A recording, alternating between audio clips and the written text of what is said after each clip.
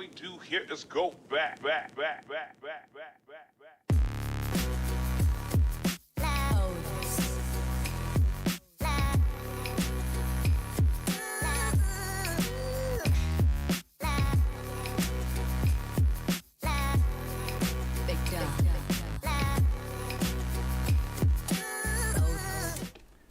And that hopefully should mean we are live.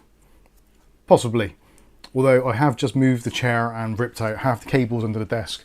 So it all did go a little bit wrong. So I do apologise for the slight late start. Well, as usual, you guys know me. Hopefully you can hear and see me okay. I haven't put the studio lights on yet because it's hella warm in here at the moment. It is 27.4 degrees Celsius. And currently with 51% humidity, although I swear to God that thing's lying, because it's rather warm. Anyway, a bit jumpy with the video mic. Frame rate is a bit low. Yeah, I don't know what's going on with that. There's something, I'm not sure if it's the camera or OBS. I don't want to kill OBS just in case, because if I do, it might not work. But it does seem... FPS is a bit nuts. Yeah, I don't know what's going on there. It's like very bizarre. All right, let me stop streaming and I will see what's going on with this. But volume's perfect. I think that's worked. I think it has anyway. That appears to have worked. Is that better? Let me know. Is that working? Has it got a reasonable amount of acceptable motion blur? Looks better. Excellent. Thank you. And the sound is better than last week. I've actually put the microphone on the outside of my shirt, which does two things. It compresses the t-shirt in to hold in my man boobs, and also the sound is better. Distracts. Happy days. Win-win situation. And also I did increase the gain even further.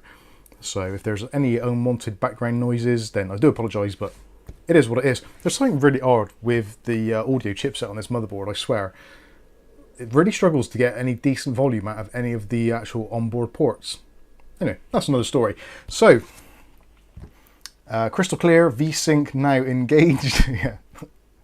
Weirdly, just closed OBS, opened it as administrator, and everything appears to be fine. So, yes, very, very strange.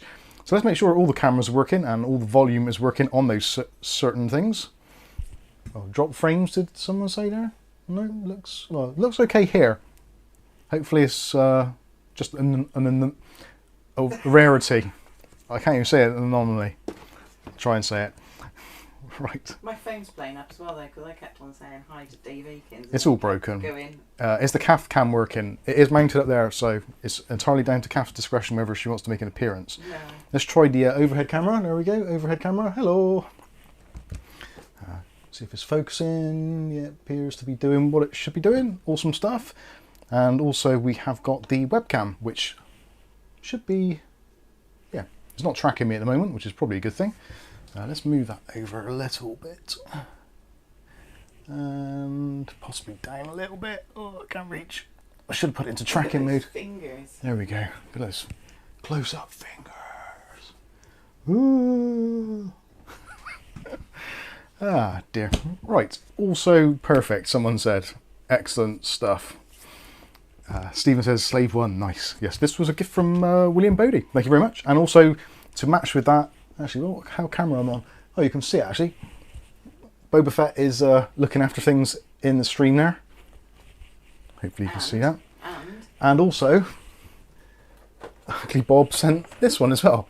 For those of you who will understand the on-running joke, that I have somewhat of a doppelganger with a certain Mr. Vosloo, Arnold Vosloo, who played the Mummy, or Imhotep, in the film The Mummy. So, got a Funko Pop from Ugly Bob. Bless you, you horrible man. What else do we get? Oh, I don't know what camera I'm looking at even now. I've confused myself. Let's go back to the main camera. There we go. I have a drink. It's super hot. Got myself a nice iced coffee. Do you know, I reckon we could get away with having this right up now. Ugly Bob says, holy crap, I forgot I sent that. Is that too sunny? It's alright, isn't it? Way Bobs, there is You could see the line going a up. lack of lighting from Mike's eyebrows. Yeah, we've got like a sunshade blind on the back window because the sun sets Directly behind. in the kind of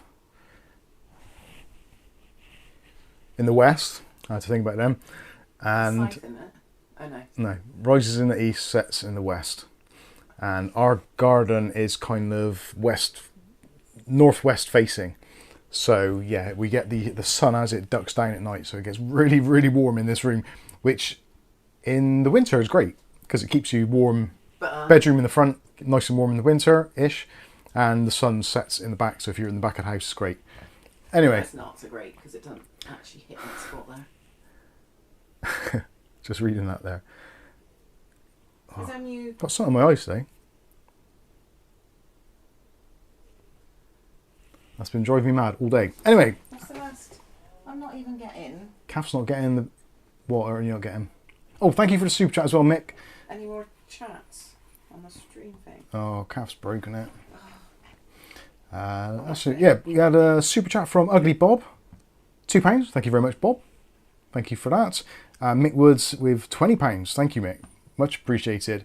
Says, hey, it's Saturday. Hey, it's Saturday. Hi, everybody. Must go and get the beers out of the fridge. See you soon. Beers and fridge. Those are very, very welcome words in this heat. Shouldn't mean. Typical Englishman, all we're obsessed with is the weather. It's either too hot, too cold, too wet, too dry, too dark, too bright, whatever. Anyway, going to be talking about some certain things today. Colin Hilton, God bless you, sir, also sent us some very cool stuff this week. And actually, I'll probably tell you the whole story. It's probably easier if I start from the very beginning. So this is the kind of entry monologue. This is kind of where this week has been. And it's been somewhat of a nightmare. So I'm trying to think where it started. Right. Stuart, bless your heart, sent us the Antec P20C case, which I still have not got around to building in properly. So I thought this week, right, got a few things up together, let's get that build done. So I started assembling it and put in there a MSI B550 Gaming Plus motherboard, the RX5700 and a Ryzen 5800 for 16 gigs of RAM. Lovely little system, only a 500 watt power supply in there, didn't really need much more than that. Got some new fans as well from up here, which you'll be seeing the review of those very shortly if you haven't already for Patreon members. Well, actually, before we go too far, I want to address something which a couple of people have mentioned in the comments, especially for Friday's video. Now, for those of you who haven't seen Friday's video, it is regarding the ELSA Radeon RX 5700, which we got from AliExpress. Now, a few of you, obviously, prices change. So when I made the video 3-4 weeks ago, however long ago it was, we did discuss it in the live streams. And it's been mentioned and it's been posted in our Discord numerous times, etc, etc. You get the general idea. So some people who potentially don't engage much with the Discord or the live streams, some people were moaning that the price had jumped up, which happens, unfortunately, that is one of those things. But some people were saying that people that are not patrons or members of YouTube miss out on these deals, which I thought was a little bit unfair. And they kind of insinuated that the channel has become almost pay to view, which it definitely hasn't. And certainly when it comes to any of the deals that we post, they're all posted on the Discord and also sometimes in the community forum as well. So yeah, I understand where you're coming from with that. And obviously these deals don't always hang around forever. But something I will say, if you are interested in getting that Radeon RX 5700, then definitely keep looking out for it. Don't necessarily just jump straight in on the day the video comes out, because the prices do fluctuate. And in fact, I've bought another card at slightly more than I originally posted the video for, but it's only maybe £1 or £2 dearer. So if you did look at that and you're slightly concerned that you didn't get it for the price that the video mentioned, then just hold your horses, keep an eye on it, go back there periodically. The prices do fluctuate quite rapidly. So just wanted to address that, get it out there, because we don't do these videos with the intention of misleading people. And I did feel that as the video launched at midnight, I started seeing some of the comments come in and people saying, oh, it's £170 now or whatever it is. I've got no control over the pricing. So there's not a great deal I can do about that, but all I will say is if you are interested in the sort of things we cover on the channel, make sure you're a member of our Discord. If you're not using Discord already, go into the bargains, no chat. All the deals will be posted in there at some point or other. So if you want the deals at the time they're available for the price that we state, then you kind of got to be involved in our community to get the best of it. That's all I can say. So just And our Discord's free. Yeah, the Discord is completely free. There's no there's no restrictions on that. You can be a newbie, you can be like a high tier member or whatever. It doesn't matter. You still get access to that. So just really wanted to point out that, yeah, it happens. And I understand not everyone's got the time to be involved in the community as much as sometimes it needs if you want to get these deals. But anyway, there you go. I will just check on those super chats. I've just missed 3 in succession. One there from, oh sorry, I thought my PC crashed then. That would be lovely. Holy Bob, sweating like a Royal Marine during a, oh, it's doing that stupid thing where it's clicking twice again, so I can't even see what it says. Oh God. I knew this was going to happen. Can you... What does it even say? Actually, I can say it there. Sweating like a Royal Marine during a spelling test. And Stuart Cleary's come in with another one there with Brexit ruined the sending of tech from Ireland, so I will up the super chats. Bless you. You don't have to do that, but thank you very much. That's very kind of you. And there's another one from O'Reilly, I think it was. Yeah, it was. Oh, I can't even scroll now. For God's sakes. Why? This crashed. Can you shut that window and open it again, or is that... Yeah, actually, can you close that one? Close this one? Yeah. Is that working now? Right, that's scrolling now. Right, I can click on there. Oh, can I open the back door? Yeah, I can do. This is going to be too hot. Right, I'm going to have to close the chat a minute, and I will have to open that up again. Live chat. Live chat. Sorry about this. Where's pop out chat? There we go. There must be an easier way of doing this. Top chat, live chat. Get overlay URL, copy. Then into OBS. Do excuse me. Talk amongst yourselves. Live chat and paste that in there. Okay. And now hopefully, where's your mouse gone? Talk amongst yourselves. Nope, it's broken. Right, I'm not restarting Windows just to get the chat working, so if I don't put your chat on the screen, I'll try and read it out, or do what I can. This is just being stupid again. Don't know why it does it. It's absolutely bizarre.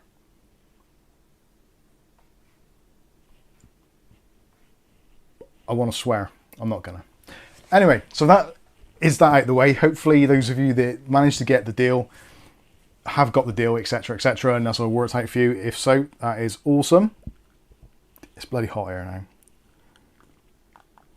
Mook is asking, have I been popped out? What does that mean? Have you been popped out? No. Popped out? What does popped out mean? You might have been now. There you are. That's not working now, is it? Why is that not working? Well, none of these are working now, are they? Oh yeah, that's working. Mookie MC. Oh, that's working now. Yeah, I have no idea what's going on here. There must be an easier way of doing this. My chat's messed up. It kept on sending. If your chat's messed up, then I do apologise. We'll try and do what we can do here. So actually, if I do pin message, will that get rid of it? No, it's still broken. I think it... my mic's unboxing. Mookie MC. Yeah, I just said I'd unpin that. Let's move that. Unpinned. Right, I'm just going to have to not click on anyone's message. Let's clear that. Oh, this is going bad, isn't it? Right, okay. I'll keep an eye on the chat. I'll try and do what I can. So that was the situation with the video. So that was the first thing, which this week's been a little bit disappointing because I want to help you guys and girls get decent deals when they're available. So yeah, it is what it is. Anyway, so started doing this build for the Antec P20C. Essentially, cut a really long story short, got it all put together, and because of this room is an absolute shithole to film in. It's horrendous. I hate it. I hate everything about this room. It's just completely wrong for me because it needs to be exactly flipped around the other way because I'm left-handed and because of light, etc. Anyway, it is what it is. You have to make do with what you got. So trying to plug in the USB 3.0 header onto the motherboard, this is where things went catastrophically wrong. So this is a brand spanking new motherboard, straight out of the packaging into the case. Tried to plug it in and it was either too hot, couldn't see, whatever it was. Somehow, What your fault was it? yeah, somehow I managed to crush the end USB pin on the block. There's a block of like 30 pins or whatever it is. I think it's 29, but it's a 30 pin connector. Anyway, there's one on the end which is like the kind of key one. And I don't know how I managed to do it. I plugged in the cable and it seemed like it didn't go in all the way. So I was like, oh, what's going on there? So I unplugged it just to see what was going on, thinking, oh, maybe the plug's not molded very well. I took it out and looked inside, had a very quick look in, got the torch from behind me, had a quick scan, everything looks okay, doesn't appear to be any bent pins or anything, so yeah, fine. So I did it again, went to plug it in, and one side just did not want to go in. It's like, well, I'm not going to force it because that's the worst thing you can possibly do. So I pulled it out again and looked in there, and yeah, lo and behold, there was a pin basically snapped off. It was completely flat against the bottom of the connector. So that's probably why I didn't see it the first time, because the light didn't reflect off the pin, because it was completely flattened. So at that point then, some of you may have done this yourselves before now. You've put in a USB connector or any connector and you've basically bent a pin. I've done it before on addressable RGB pins because they are just notoriously bad. Generally those are able to bend back out. But these little tiny bastards in the USB 3.0 header are horrendous. And yeah, I tried to straighten out in this, it was beyond repair. So at this point I am hot, bothered, it's been a long day. I've just killed effectively 120 quid motherboard. I'm upset. I'm genuinely like on the verge of breaking down. That's how bad it was. It was like, this is just not the day for it. I've got so many things going on. I do not need this at all. So anyway, took it all apart, took the pin out, managed to get the connector to go in, and I'm thinking, what's the worst that can happen? We've got one pin missing. It's not going to be catastrophic, surely. So got the system up and running, did the install, ready for the benchmarking, etc, etc, and tested the USB ports. Now luckily one of the USB ports works fine. The other one is not recognised at all. So I had a look at the schematic and it appears that the last pin is, I think they call it a VC pin. So essentially it's kind of almost like an earth for the USB. So if that's not connected, it just won't complete the circuit, so it won't recognise a drive. So I posted this on our Discord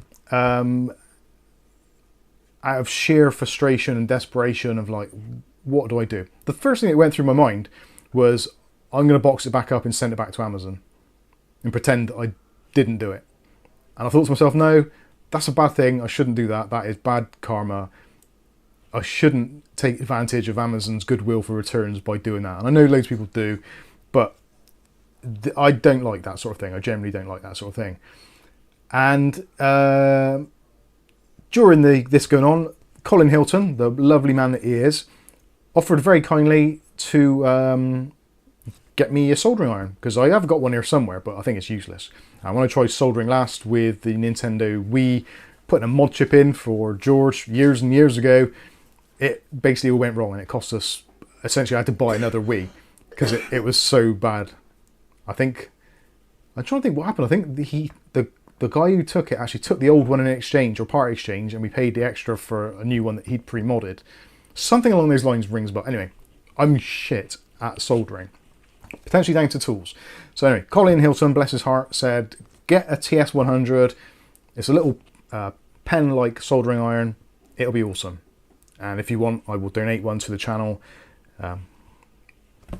Basically, you don't look a glyph horse in the mouth. Although I did say, first of all, that's just too kind, too generous. I can't take it off you. And I basically buckled in. I thought, well, I'm in it now. I want to learn to solder, because I think it's one of those things that I can do most things. I can put my hand to most things, but soldering is something which escapes me completely. So I'm kind of getting into it. I'm going to go through in a minute, show you all the bits and pieces I've got. I'm getting a collection together in my little case here of all the things I want to do. And I have already tried doing some very basic soldering on my Clutch GM30 mouse. I've actually replaced the mouse switches in here, which was surprisingly challenging, whereas it's supposed to be very easy, and I struggled. So anyway, we'll talk about that and take a look at that and take a look at that shortly. Kath's got her hand up for something. Mick Woods and the Bronc 9 want a Discord for beginners kind of tutorial. They can't use it. A Discord for beginners. They Okay. They can't use it. They don't know how to. Yeah, I think I can do that. I'll see what I can do. I'll see if I can do a Discord for beginners. Or can they do a voice chat and you talk them through things? Oh yeah, you you can do voice chat while you're on it, or you can do yeah, you can do It's really easy. various I can do methods. It's relatively straightforward. Once you actually get to grips of what button does what, yeah, it's a bit confusing. and you get into the actual kind of channels, as they're called, up there along the side, then it's relatively straightforward, but it's getting to that point. But yeah, certainly we can do that for you, or I can talk you through it. Another one, sorry, Christopher Hartford. He can solder it for Chris you. says, I can solder you in a new pin mic if you've not already sorted it. Well, let's discuss that now. Let's go into what we've got here. So this is my my trusty, I bought this many years ago for other purposes, but actually for storing my soldering stuff, this is actually working out well. So I've got myself, this is a little stand. This came with the kit, and it's got a little spongy thing there to clean off your solder, I guess. Thinking, I'm an idiot, I don't know what I'm doing with soldering at all. There's nothing else in there. This little bag here, which potentially you won't be able to see. I don't think I'll be able to get them close enough to any of the screen. But these are replacement USB 3 headers for the motherboards with all the pins intact, which is always a nice thing. Let me see if I can get it on the webcam. And hopefully you can just about see that. Don't know if that's going to focus. I think it's trying to focus on me, isn't it? Ah, there we go. So you can see those pins are pretty tiny. And currently they're not bent, which is probably a good idea. Michael B says the only reason I subbed is because you had an AMD X570 Aurora Flash file walkthrough. I would have sent that back. You saved my life. Bless your heart. My David Underhill votes yes for Discord. It totally escapes him. Yeah, Discord is a little bit of a thing. So these are the tiny little switches. Now these are the old ones that I've taken out. These are Omron, I think these are Omron 20 million click switches. Omron are very weird on how they actually describe their mouse buttons or mouse switches. Someone like Kel, or Kellish, or however you pronounce it, they call them what they are. So there's like a blue pink top, or there is like a GM8, or no, sorry, that's Hoanu. If you're using Kel switches, there's like a GM2, a GM4, GM8, etc. So you know kind of roughly what you're getting. So you can see which ones you like, but they're very small. There's only 3 prongs that need soldering. And I actually found that quite challenging. But I found out recently that flux is what you need. I didn't know this. I assumed that you just get metal hot and it melts. But apparently that isn't the thing. You need to use flux to help the thing go on, or to help it come off rather. So that's what I was trying to do, desolder the old pins and put in the new ones, which I've seen YouTube videos on it, and people do it in like milliseconds. And yeah, for me it took me about an hour. So I am going to try and get better at it, and then I'm going to do a video so that people like me who are complete novices at soldering and just don't know how to do it, or are basically unable to do it, and they've tried it and it's always failed, I'm going to try and work out what is the way of doing it, so that even someone who is a complete imbecile when it comes to soldering can solder in like a very easy method, which there must be, because I've seen people doing it. It isn't rocket science, but there must be a certain knack to it, and I need to work out what that is and then try and translate that or relate that knack to the viewer. Anyway, so I have got, well, let me show you what comes in the kit. So in the kit for the TS101, we've actually linked this in the video description, so if you want to check out, you can do, it might be quicker. So you get this thing, which I thought initially was a solder sucker, but it's not, it's just a dispenser with a little pen type thing on there, so you can put your solder in there. When it's empty, you can empty it out, put a new lot in. So that is your solder dispenser. Kath's got no internet. I've just had a text from work. silly card thing Okay.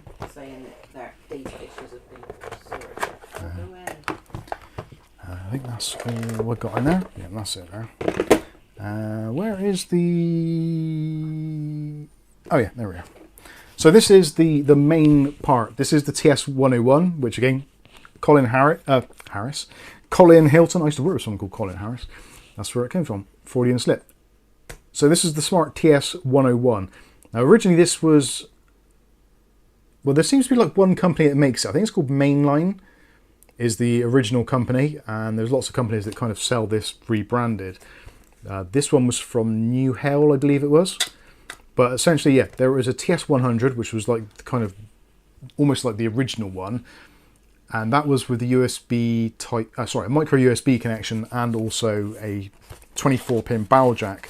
Whereas they've improved this now by adding a USB type C, so you can potentially run this just from a USB type C if you've got a decent enough PD charger or PD port. So this is it. It's tiny. That is the kind of the brains of it all. And there's a little LCD display on there. And you get your tip. So this is the fine tip. And literally just plug that into there. And you kind of just solder it. It's almost like a pen. But you've got buttons on there so you can do various things like change the temperature. Normally with a soldering iron, you plug it in, it just gets hot as hell. And that's it. But some things when you're soldering, you don't want super high temperatures, or sometimes you want a boost of temperature and all that kind of stuff. And this can do it with the buttons. So you can choose, I think there's 3 individual programmable levels of wattage.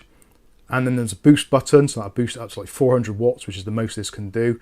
And you can also do things like a sleep timer or a standby timer. So if you just put it on the side, it'll go down to like a standby temperature. So it's not like burning through electricity or getting super hot. And then when you pick it up, there's like a gyro sensor in there, so it knows it's in use, and then it warms back up, which I think is extremely cool.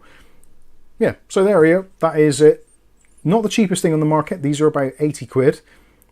But you do get, obviously, all the bits and pieces in there. There's a USB cable, which has got a silicone braid on there. So if you got it plugged in, you accidentally get the tip near the USB cable. It doesn't burn through it. So that is pretty cool.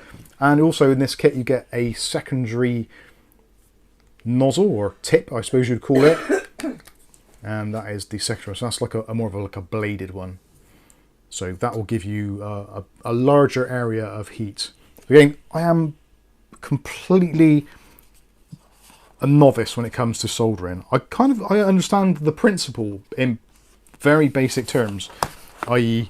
get something hot, it melts, solder.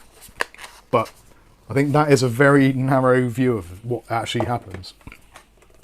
So anyway, you get a power supply as well and a kettle lead as well, so you can power it off of the mains, or you can run off a battery or LiPo packs, that sort of stuff. Flux is the important bit apparently, so I bought a tin of flux. So got that there. Looks like hair gel. Not that I've got much use for that, but anyway, there you go. And I got some desoldering wick. So this apparently you put on stuff when you're actually trying to remove things. So you put this on and the solder, using the flux as well, kind of wicks itself onto this and is essentially a way of desoldering. Or alternatively, you can use one of these. This is a solder pump or desoldering pump. So you push that down when it's wet, or the solder is kind of loose or liquid form, you get that near this kind of silicone tip at the bottom there, press the button and it sucks the solder up into a little ball.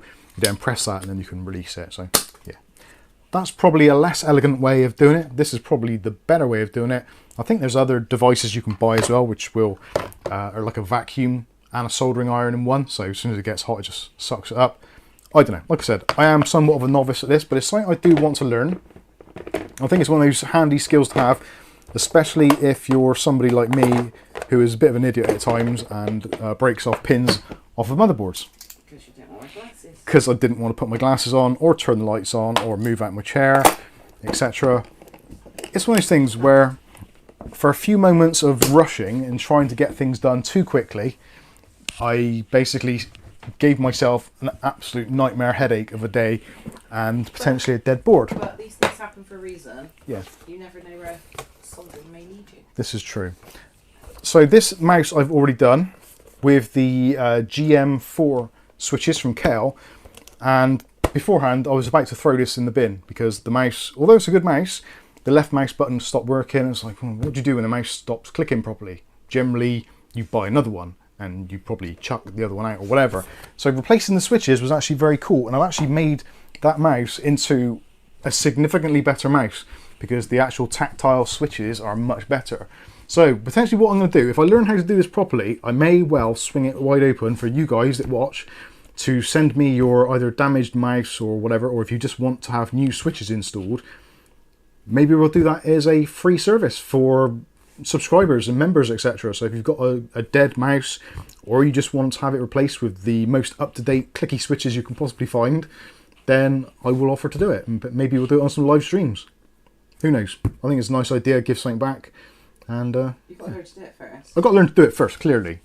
But my 10 years' time. my goal is to learn it, and because obviously like Colin and Stuart and Ugly Bob, etc., all you people who contribute to the channel, there's obviously loads of you, but that's names I'm just thinking off the top of my head here because it's hot, my brain's not working. But for you guys that give us something, it's nice to be able to give something back. So if I can do some upgrades on mice free of charge for you people, then I think that'd be awesome. Soldering. Hi guys. Do you want me to read it? Yeah, because this don't work. Actually, don't worry, I'll find it. I saw someone said, was it Captain Rovis said about, and Chris, wasn't it, said about that, about the replacing the pin. I might take you up on it. If I'm completely useless at it, then I might take you up on that. I've also spoken to Graham at Adamant IT and had a similar conversation already about a month or so ago now, actually, where I was gonna totally different board. Totally different board actually, but with broken USBs. But it seems that one is in a much worse state. Actually, that was a donor board from somebody, the Unpersoning, or the I always get the name wrong.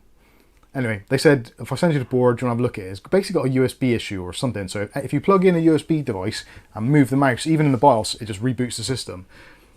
The USB ports were mangled, so potentially the USB controller's duff as well. But anyway, that's something for another day. As soon as I get my soldering skills sorted. Saltire.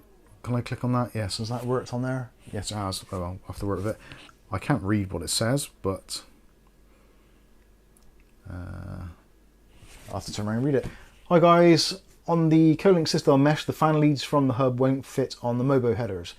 The connectors are different. Any way around it apart from buying new fans. The ARGB is fine. The Colin System mesh. The fan leads from the hub won't fit on the motherboard headers. Well, the fan leads from the hub are for 3-pin digital RGB, and I think there's a fly lead that comes off it as well for the Gigabyte style one, which is like the VDG 3-pin without the gap in the middle. So if you haven't got a motherboard which has got addressable RGB headers, which is basically the 4 pins set up, but with one of the pins missing in the middle, then it isn't going to work. If you've got a motherboard that's got only RGB, 12 volt, which is the 4 pins which stick up, all 4 pins being present, that is a completely incompatible system. So yeah, you're essentially going to have to be stuck with using just the reset button on the case to change through the RGB, or to try and match it with your motherboard. Or buy a new motherboard. You never know, I might have a cheap MSI B550 going this soon. Captain Rovius just realised there's a drink on the table. You thought it was your unboxing candle.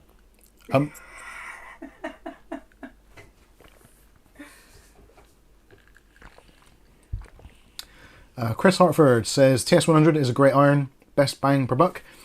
Well, for me it was exceptionally good value because I didn't pay for it. But I will pay for it eventually in some means. Thank you again, Colin. And also I should say thank you to Bob as well, because Ugly Bob, God bless his heart. Is that down here? Yes. It was down there. With the on-running theme of the ELSA graphics cards we discussed earlier, Bob, well, we actually noticed these on AliExpress. They'd gone down in price massively. So if you remember, I bought the Milsey version of this, I think probably about 2 months ago, maybe slightly more. And ELSA now do a version of the RX580 SP2048, which is an 8 gig card. Sorry for the noise. So this is a Radeon RX 8 580, slightly cut down, but this is their kind of reimagining of it. So it's got a massive bloody great cooler on there, 8-pin power connector, and been trying this out today because I was wondering to see if there's going to be any big difference between this one and the one we had before, other than the fact that the one we had before, one of the fans was obliterated. Whereas I'm happy to say this one has turned up in excellent working condition.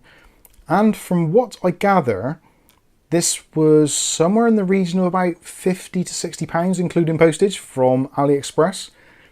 So I think this has got to be one of the new value options. So RX580 is closer to a 570 in terms of some specs, because it is essentially a cut down version, which was really only for China. But still, if you want to play 1080p gaming, you want 60 FPS or thereabouts, then this is a really, really good option. And for around about £60, even on the used market, you can't buy these really for £60 because everyone assumes that they're still worth a lot of money, which obviously they're clearly not, because they're trying to clear these things out wherever possible. But certainly a very cool running card. Runs around about 60 degrees Celsius pretty much all day long, doing stress tests and stuff. The fans are pretty quiet. Uses a standard 8-pin connector, nice metal backplate on it and all that kind of stuff. So yeah, very cool. And the video on it is going to be very boring because it's essentially exactly the same as the Millsy one, other than the fans working and possibly a little bit cooler. But I still think if you're after a cheapish graphics card, sorry about the noise, you don't want to spend an absolute fortune and you don't need it immediately, then you can order it from AliExpress. It takes about 11 days, they state. Like, otherwise they start giving you a little bit of money back for postage, etc. But even if you just want to keep one of these as a spare, just for, I don't know, testing purposes, I know that sounds terrible because there's some people who would be like, they would sell a kidney to have a graphics card like this. But anyway, there you go. Are you connected to the normal one, the 5G one, or are you connected to the 4? Connect to Smart. Calf's getting frustrated. Our internet's going. Right, let's go with some more questions and things. What else have I not talked? Oh, right, I got questions. William Bodie. William Bodie. Sorry, I shouted. It's alright. They can hear you then, and so can I. It's bloody phone. Is it working now? I think so. Sorry if I haven't said hello to anyone, but my phone is playing up. Yeah. Calf's having technical difficulties as well. There's something in this house, I swear. Pac-Man says, you're talking about me, Mike.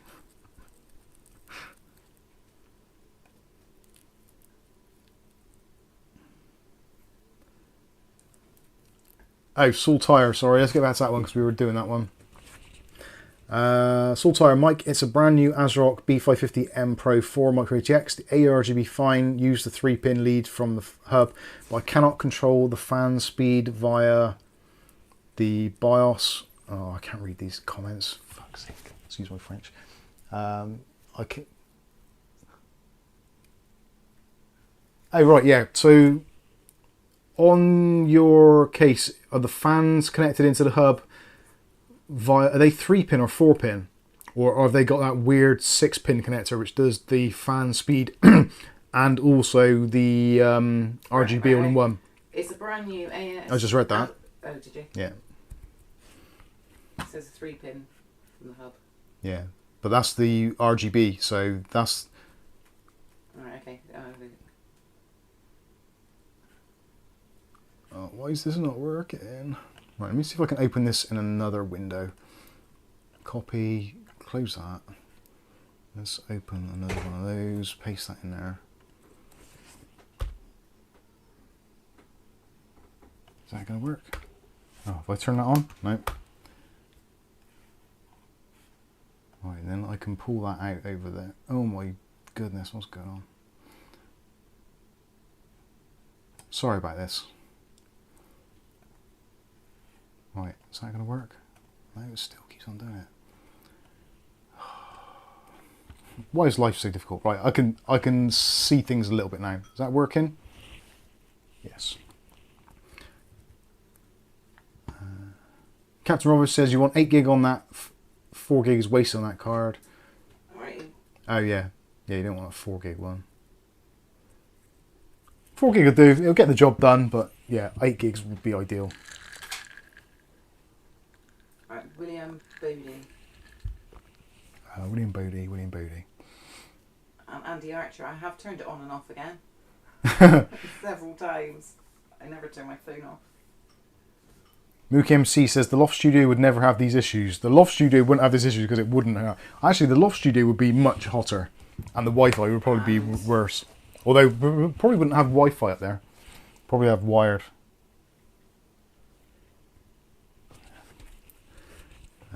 Where else do we get to? William Bodie still. I can't see it on here. And it won't let me scroll anymore either. Do you want me to read it? Right, actually, I'm going to close this down altogether. So I'm getting pissed off now. And let's go into YouTube Studio. This is going to ruin things now. YouTube Studio. Oh. Why is life so difficult? There must be a browser which allows you to do these things easily. Right, top chat, live chat, pop out chat. It might be just when it does pop out chat, you know. Top chat, get URL. Sorry, I'm talking to myself here. I have to go through this all the time. But the thing is, if I don't say it out loud in my head, it won't happen. URL and Control V. Okay, and if I click on something now, oh, it's doing that stupid thing again, bastards. Why is it doing it? It's like it's double clicking, but it's not, because it's not this mouse, because it's another mouse which does do that. Did you fix that mouse? Yeah. Wish I hadn't now. Is that the one you fixed? No. Yeah, it won't let me scroll. It did this before and I can't work out why it did it. I think it's something wrong with YouTube, to be honest. YouTube's just rubbish. It just gets worse and worse, doesn't it? Okay.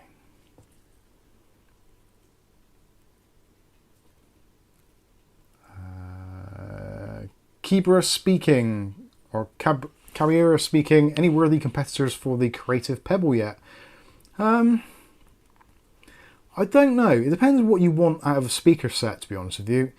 If you just want something which is cheap and cheerful and sounds really nice, it's hard to beat the Pebbles, especially with the flexibility of using the USB to power them. If you want a little bit more oomph to them, and you don't mind plugging them into the mains, I think the Creative Labs, the T10, on the T10 or the T20s, I think it's the T10s, which we reviewed ages ago, you can generally pick them up really cheaply. The sound quality on this is absolutely stunning. They are so clear, it's ridiculous. They don't have a huge amount of bass to them, but in terms of actual volume and clarity, they blow the Creative Labs speakers out of the water by a considerable margin. But they are a little bit more fussy, obviously, because you've got to plug them into a power pack, mains, etc. So, yeah, there is that to it. Scott Thomas. Scott Thomas. Hi Mike and better half. Gifted my Corsair K63 keyboard to my nephew who's just got his first gaming PC. Now need a replacement, £100 budget, anything you would recommend? I'm not sure, what's the K63? I'm trying to think what the K63 is in terms of layout. The K70 is a full size, so I'm guessing the K63 is like a 10 keyless or something? I need to have a look, really, don't I? Michael B's off. Cheers, Michael B. Oh, and for those of you that are looking at your YouTube comments and also the chat and thinking, why is my username now a handle or have an @ sign in front of it? So YouTube, in their wisdom, have changed it so that in terms of how you're seen online as your persona, you now have what is known as a handle. So you have the @ sign and then a handle. Now that doesn't necessarily have to be the same as your username for YouTube and Google, and it doesn't actually have to be the same as your channel name. So in our instance, the channel name is Mike's Unboxing Reviews and How To. The handle is @Mike's Unboxing. So obviously the two are disassociated or unlinked. So you're probably finding now when you're going into chat, you're seeing your username, which may or may not always be what you want it to see, because if you've maybe chosen a username which is related to some kind of personal email address, or it's just something which is not particularly socially acceptable. I've seen quite a few of those recently where people have obviously created a YouTube account at some point and not thought too much about that part of it, and then now that their handles are exposed to the public, everyone can see that your name is like slightly dodgy. So if you want to see how to change it on either your mobile devices or on desktop, it works on both. So if you change it on your desktop, it'll work. It changes it on your mobile. Change it on your mobile, it changes your desktop as well. So it is a kind of universal thing, but some people prefer to do stuff on mobile, some prefer to do it on desktop. So there is a video coming out on Monday which will show you exactly how to do that. I know it's not the most interesting video in the world, but it's happening to a lot of people, and it's actually, for me, it's actually really frustrating as well, because obviously getting to know a lot of you in the chat over the years, and then all of a sudden we don't see the usual name, we just see a handle which basically doesn't always mean the same thing. So it's like getting messages from people and it's like, I don't even know who you are.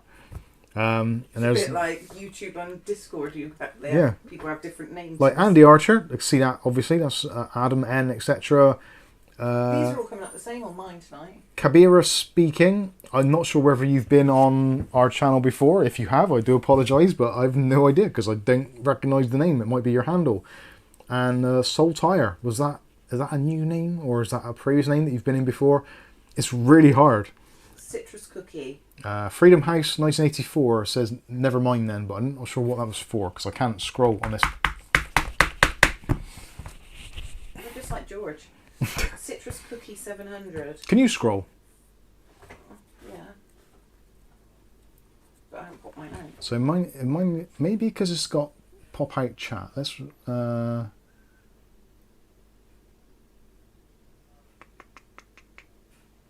me close that a minute.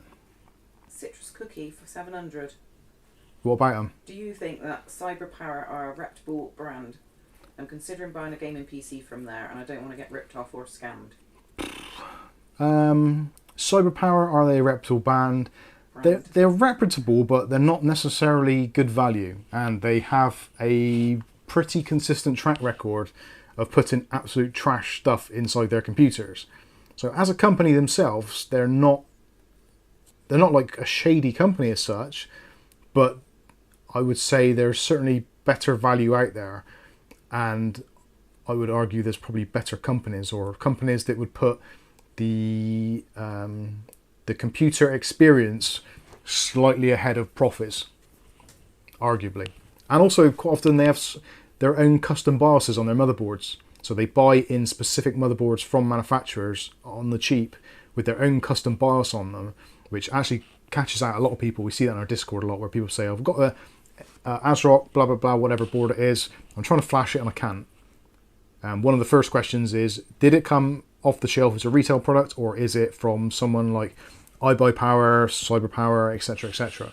Because they do quite often have their own custom BIOS, which can be a pain, because if they suddenly decide on a whim, we're not going to support this motherboard anymore, your motherboard doesn't get BIOS updates and potentially can't be upgraded, or may not have security fixes. So that is definitely something to consider, I think. Saltire again? Saltire, my three fans are connected. Oh, I keep on clicking on it, I shouldn't.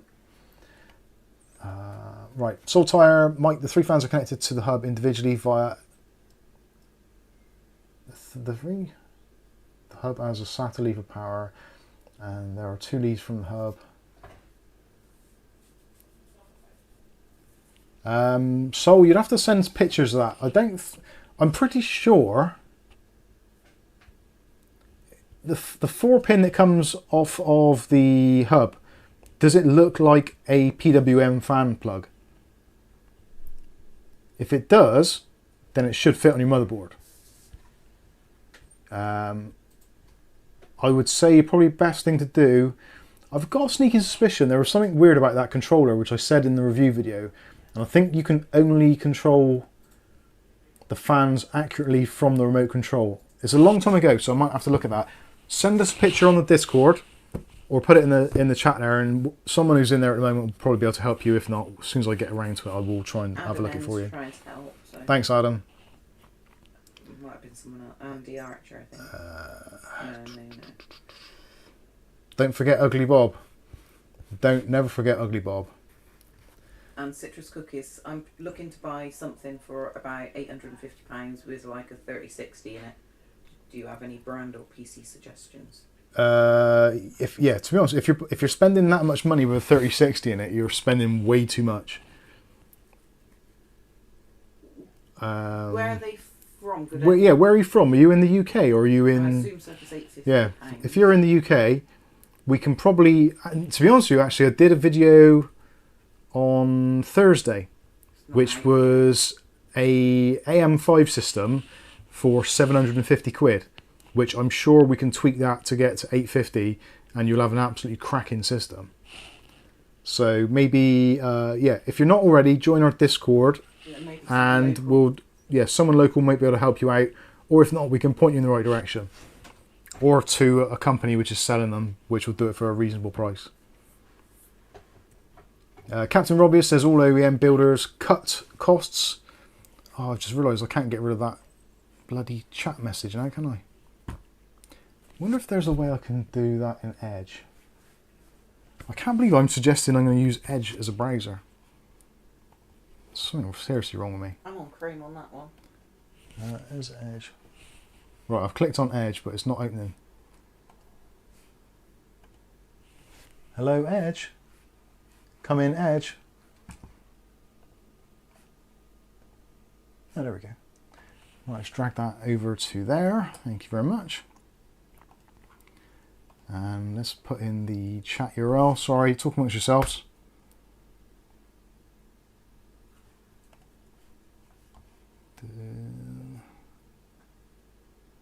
Welly Bob, has the A770 been discontinued by Intel? Yes, it has.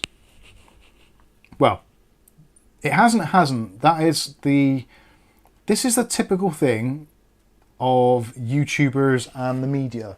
Now, it doesn't matter whether it's the media on the TV, the internet, whatever it is, mainstream, whatever. Yes, Intel have completely stopped making the Intel Arc A770 LE. Now the hint is obviously the LE, because LE stands for limited edition, which they were very, very upfront with at the very beginning. So the whole point of Intel and the way that they're marketing their cards is they wanted to come out, obviously, with their first initial bunch and do their own kind of Founders Edition, which they called the limited edition. And the reason they called it limited edition, because it would be a special kind of one-off to celebrate the fact that they're launching their Arc series of cards, and they would be doing limited runs, and then after they've done their limited runs, they would be then allowing board partners such as Acer, ASRock, and others that are doing it to produce cards based on the chipset. So that was the thing. Now the A750 and the A770 are ridiculously close in terms of actual what they're like to use. The A770 LE 16GB version was a little bit different because it had double the amount of VRAM. So that was a kind of special edition, but that is what has been discontinued. The 16 and the 8GB A770s. So the A750 will still be in production, and I think it's a bit of both. It's not because they're scared like, oh, we're going to jump in and we're going to leave the market. They're just at the point of like, well, the A750 is selling like pretty much hotcakes. The A770 is kind of, we've done our kind of flagship thing with it. It wasn't intended to be a long run, so let's concentrate on the A750, tweak that, get it as good as we can. If board partners want to make A770s, they're more than welcome to. Here's the designs, here's the licensing, knock yourselves out. So it isn't that kind of scaremongering thing. I'm actually quite glad that I got the A770 from ASRock, because actually it looks like it's a lot easier to take apart. Those limited edition cards look to be absolute nightmare to work on. So I'm kind of glad that they are stopping doing them, because I think it's just going to be a real world of pain when it gets to a point that thermal paste or pads need replacing. So yeah, I think that's I think it's a good thing in some respects. Not entirely unexpected. I thought they'd do it or cancel them quicker, to be honest with you, in terms of their own limited edition cards, because they're only limited edition if they only make a certain amount of them. Do you know what I mean? So yeah, it's weird. S. Sorry? S. S? Yeah. Where is that? 2 down from the one you just answered, or 3 down. I can't see anything called S. S. It's a logo. The logo's just an S, black with a white S with red outline. We've gone too far. My motherboard ASRock B450 Pro 4 Rev 2.0. Can I run 5800X 3D on this Mobo? How far down is that? It's quite near the bottom. I've got a live chat on. It's underneath Welly Bobs. We've got Welly Bobs, Citrus Cookie, Sky Stalker, James Miscellaneous, S. The last one I got is Lucky Bob. Lucky Bob. Ugly Bob, Old Man Withers, Sky Stalker, Lucky Man, Captain Obvious, Saltire, James Miscellaneous, Patrick LaBelle. That's the order I got them from the bottom working up. Right, go up a bit more then, I suppose. Sky Stalker, Marco Tanasonic. It's above that. S. I got it. There we go. There's too many words on the screen. My motherboard. Can I run? No. Well, you can run a 5800X 3D on that motherboard, but to be honest with you, it's a really bad idea. The B450 Pro 4 Rev 2 only had, I think, a 4-phase VRM when it came out, so it was never really designed with high core count or kind of high throughput processors. You're probably going to find it's going to throttle like crazy on there. It depends what it is you're doing and what the reason why you're putting that processor on. To me, it never really makes a huge amount of sense. If you're just looking to get your games to be faster, just buy a new graphics card. A new graphics card will give you much better frame rates than a new CPU.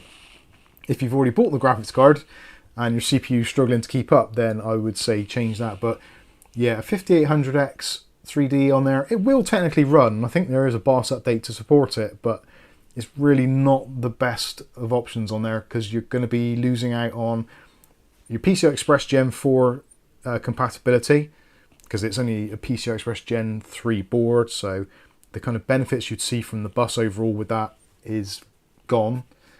Yeah, it will run, it just won't run as well as it potentially should do, if that makes any sense. I don't want to be the one to say like, no, you shouldn't do it because that's like not a good idea, but it's not a good idea, really, personally. Let me know what you think in the chat if you think I'm talking out my hat. For some people, they don't want to do a complete platform update, in which case then, yeah, it kind of does make sense, but it's not really... It's kind of like putting a Lamborghini engine in a Mini. It's like, yeah, it kind of, you can get it to work, but it's not the best solution.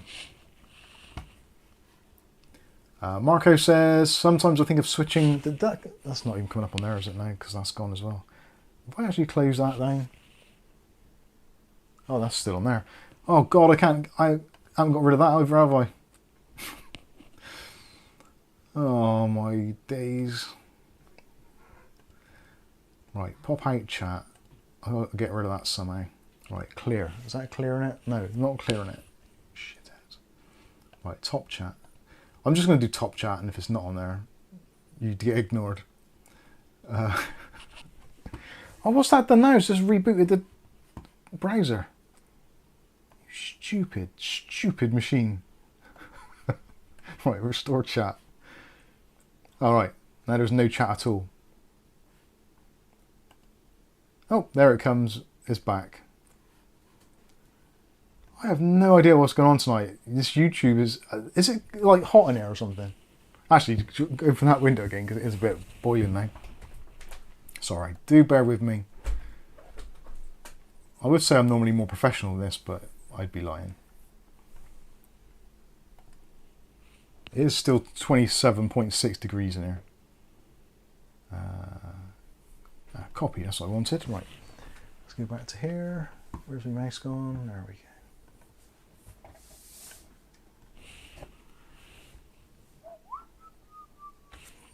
Control V. Okay. And right, let's see if that works.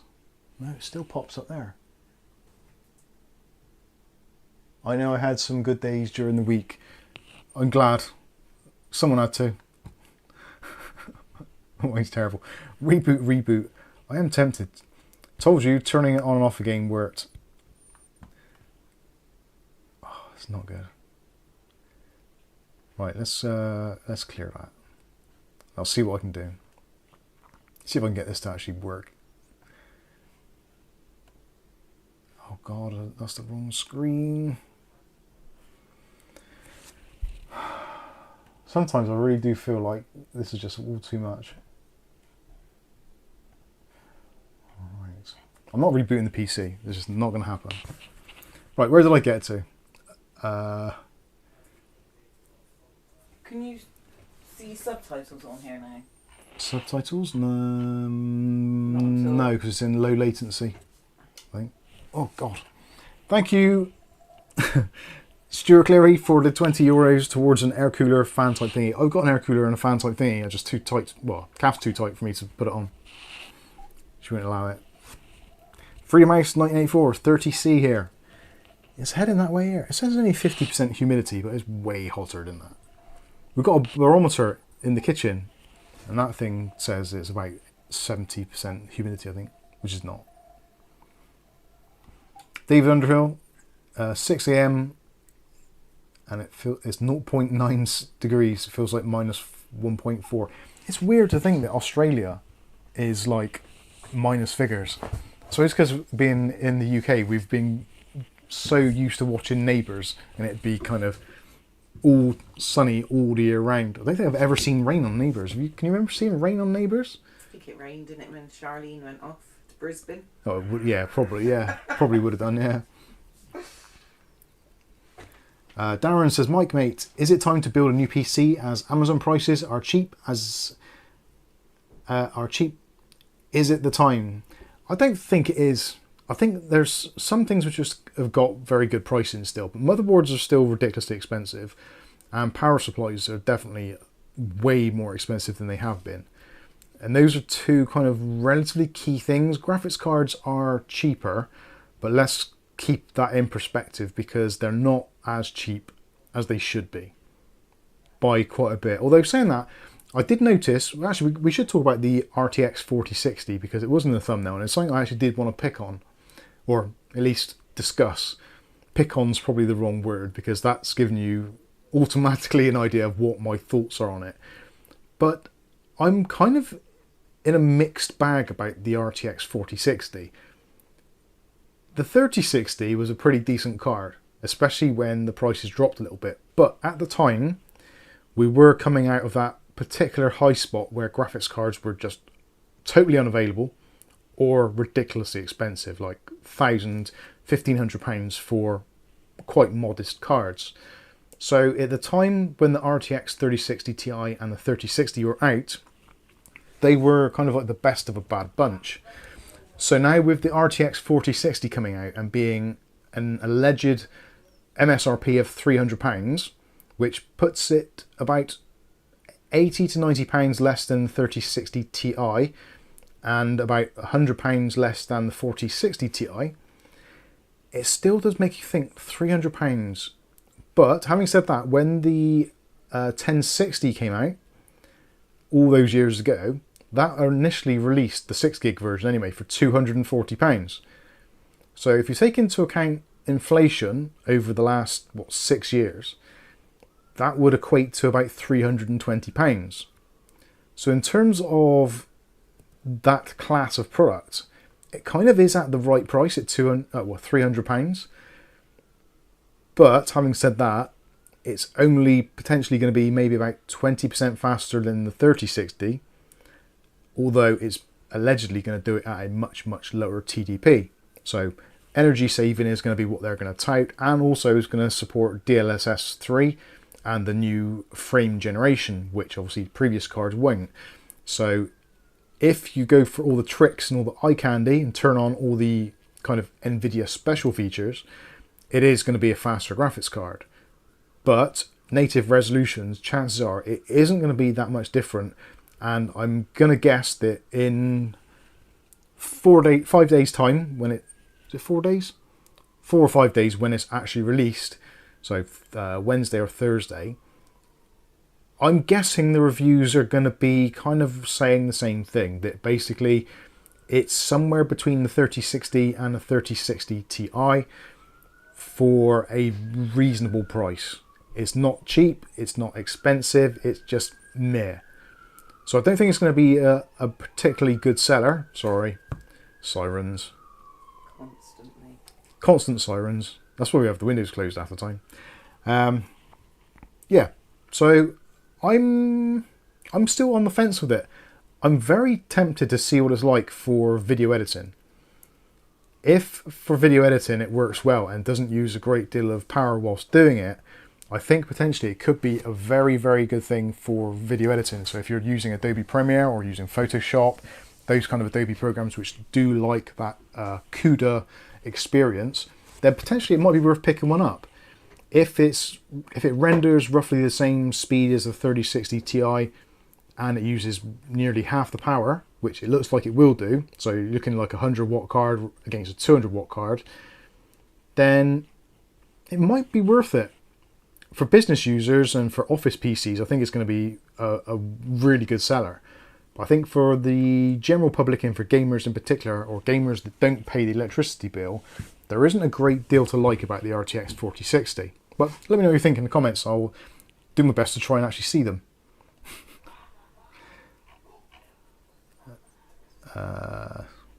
Right, I can see some of it. I can actually scroll now as long as I don't click on anything.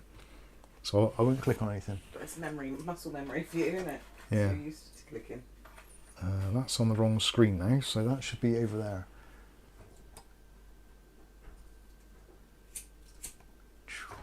There we go. There, that kind of works. I'll run with that. Let's see what you guys are saying. William Andrew Philip Bodie says, can Mike not use the air cooler I sent last year? What was that? I can't remember what it was. I can't believe I'm saying that, but I can't remember. Air cooler, what was that? Battery one, wasn't it? Is it a handheld one? Yeah, where did I put that? That's the trouble. Because it goes from extreme cold to extreme heat here, any cooling stuff I hide, I have to dig that out. Yeah, where did I put that? That is the trouble here. We are so cramped on space. I've got basically boxes and things just tucked away everywhere. That reminds me, actually, I do need to purchase one of those little soldering arm things to hold on to PCBs while you're soldering them. And a magnifier. And a magnifying glass. I've got one here somewhere, but I don't know where it is. It's potentially in my wardrobe. I've got a feeling I'll use the magnifying glass to burn something in the garden, like leaves or something, messing around. But I don't think I ever put it back. Teaching kids survival skills when they're young. I think it was teaching the kids survival skills, yeah. Anyway. I will have to have a look for that.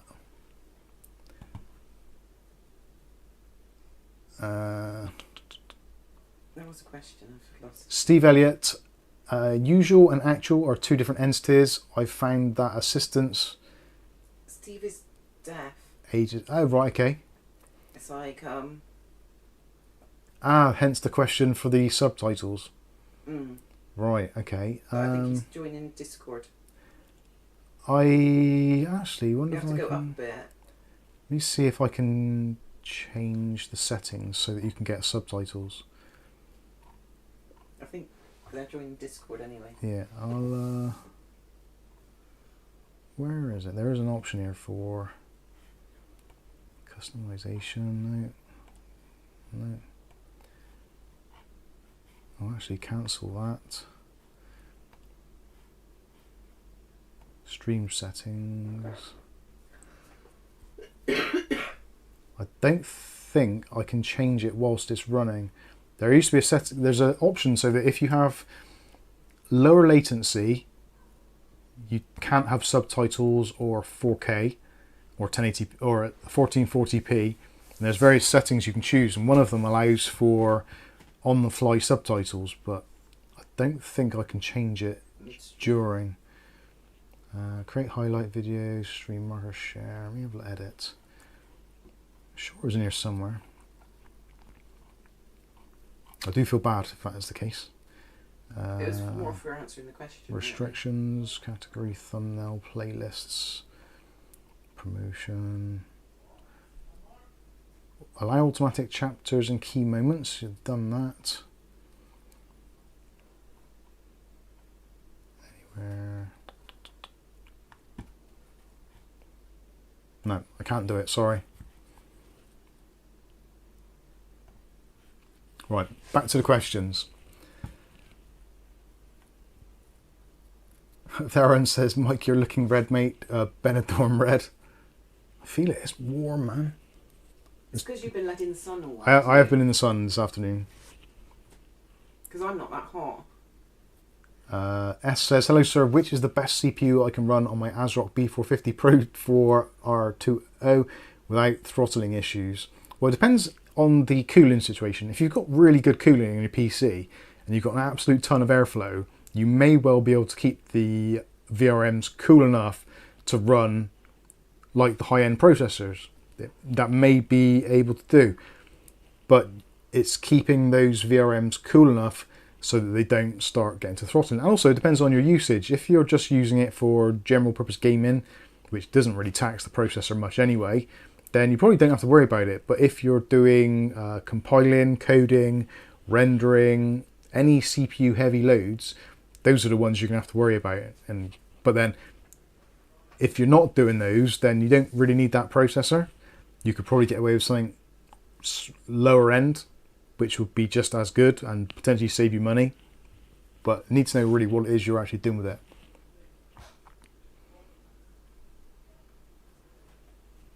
Chris Hartford says, UPS lost a PC for me this week. Looks like I'll have to send a £375 refund to the buyer. Ouch. That's not good.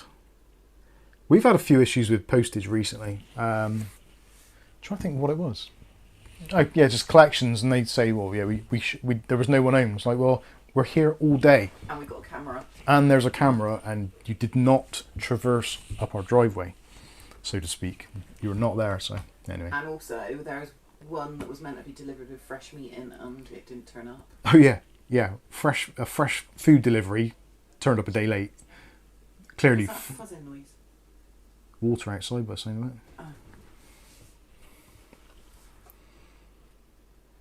David Underhill says NVIDIA RTX 4060 is 40% okay, 60% crap. I'm actually intrigued to see what it's like. I am very tempted to get one. But then you do wonder, £300 for a RTX 4060, you've then got the potential of an RX 6700 XT at about 320 at the moment here in the UK, which arguably is going to be a much, much better card in terms of rasterization performance. If you don't need CUDA and you don't need ray tracing, then AMD is much better value for money, pretty much across the board at the moment.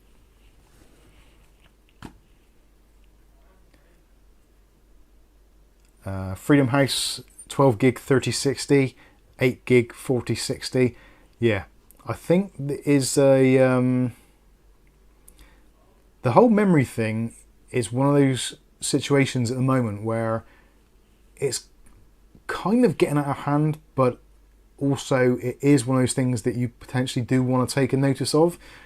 The whole RAM thing, NVIDIA cards in general, or at least used to, they used to use memory much more efficiently than AMD did.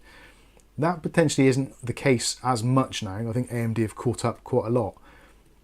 If you're running a 4060 and you're concerned about only having 8 gigs of RAM, I think you're probably looking at the graphics card from the wrong perspective, because the 60 series class card really isn't designed for those kind of high texture games. This is not really what it was.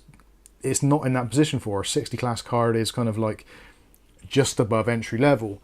So you shouldn't really be expecting kind of ultra textures and high settings, etc., unless you're involving the DLSS or those kind of frame enhancement features, in which case you shouldn't really be kind of going over 8 gigs of RAM anyway. 1080p with frame scaling, or sorry, screen scaling, which is going to take it down to probably like, I don't know, 50%, 75% of the screen size. You shouldn't need that much RAM for textures because there's that much smaller a screen. So in terms of native screen resolution, then yes, it will make a difference in some games that use those larger textures. But again, it's a 60 series card. Yes, it's 300 quid, but it is a 60 series card. It is not designed for high texture, ultra good looking gameplay at high refresh rates. Maybe for single player games or offline games, yeah, I can probably see that. But for your esports titles and stuff like that, don't really need it anyway. I don't know. Maybe I'm making excuses for it, maybe I'm not, I don't know. I'm very much on the fence with it when it comes to VRAM. I think it's been overplayed a little bit how important it is, but I do see the importance of it going forward. So I am very much on the fence there, but I don't think it's quite as bad as, it's not like the kind of death knell, like, oh my god, it's only got 8 gigs of RAM, it's going to fail. Because there's still going to be an absolute ton of games which run absolutely fine with 8 gigs of RAM, but you are going to get the odd title which is going to struggle. Is that justifiable then that you spend another £100, $100 on the next tier card up, or a card with more RAM, or potentially an older card with less features which may not have the longevity? Swings and roundabouts, always is. Jay Gordon says 4060, not a 60 class specs, 50 class at best. Well, that's, yeah, again, we're taking it, or we have a tendency to kind of see things on a linear basis. So what you've expected to see previously, you expect to be replicated. So if there's been a jump in performance between a generation, or an increase in price or decrease in price, or more RAM, whatever it is, whether it uses more energy, less energy, all those kinds of things, we're very used to just looking at that kind of step-by-step thing and saying, well, this has happened before, so this is what should happen now. But I think the last 3 years, with what has happened in the world, and still continues to happen in the world, has changed the way that things work. And I hate to use this analogy, but there's this phrase which keeps on getting knocked around, and it's kind of the new normal. And I started hearing that being bandied around by a lot of people and saying, well, this is the new normal. And at the time I was thinking, why do they keep on saying that? There's so many people saying it in so many places. What are they trying to tell us? And they are telling us that basically that this is the new normal.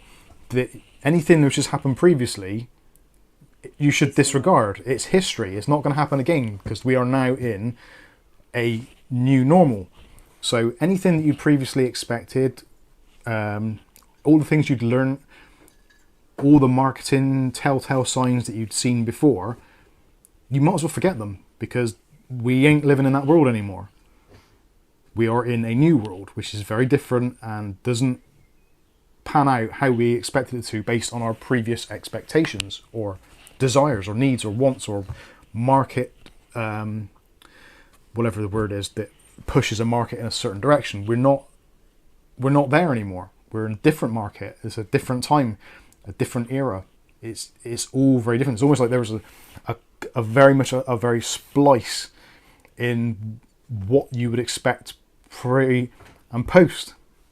So yeah, I think that is what we need to slowly kind of try and get our heads around, which I don't think we'll see things as arguably good as they were 4 years ago.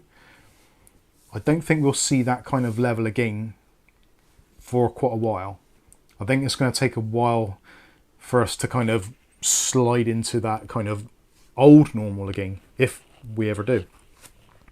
Does that make sense to anybody? I don't know. You need to go down, whereas you're getting really behind again. I am. Right, I'm going to fast forward all the way down to the bottom. If anyone's got a question, put it in again. Yeah, if you've got a question again, I haven't done it. Adam N says, is poor optimization the new normal? Yeah, very much so. Because everything is on a much... You think, everybody wants more money.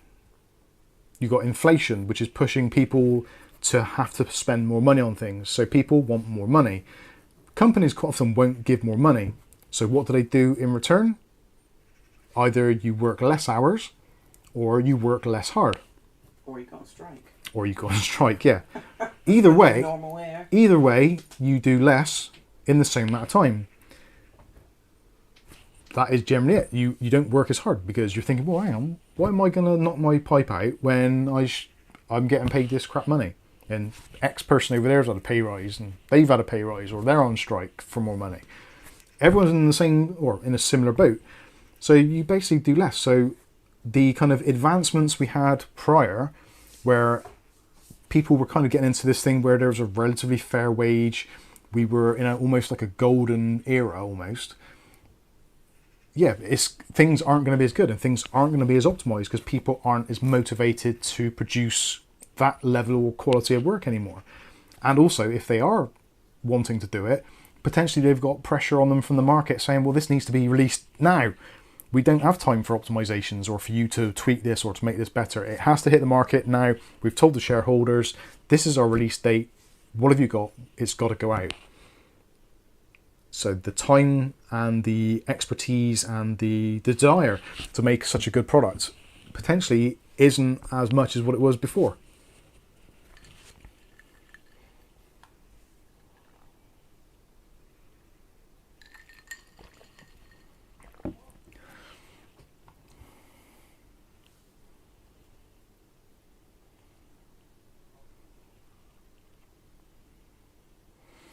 Steve Elliott says, the drive of console development, of which the new generation Xbox and PlayStation gives developers an available 16 gigabytes of VRAM, I think that is a major consideration, particularly going forward. Yeah, definitely, because there's a lot of ports which are particularly badly done. But having said that, there's a lot of PC games which go the other way, so they get ported from PC to console. So it is kind of like a two-way street, although yeah, the console market arguably does dictate some of it. Hello, Glenn.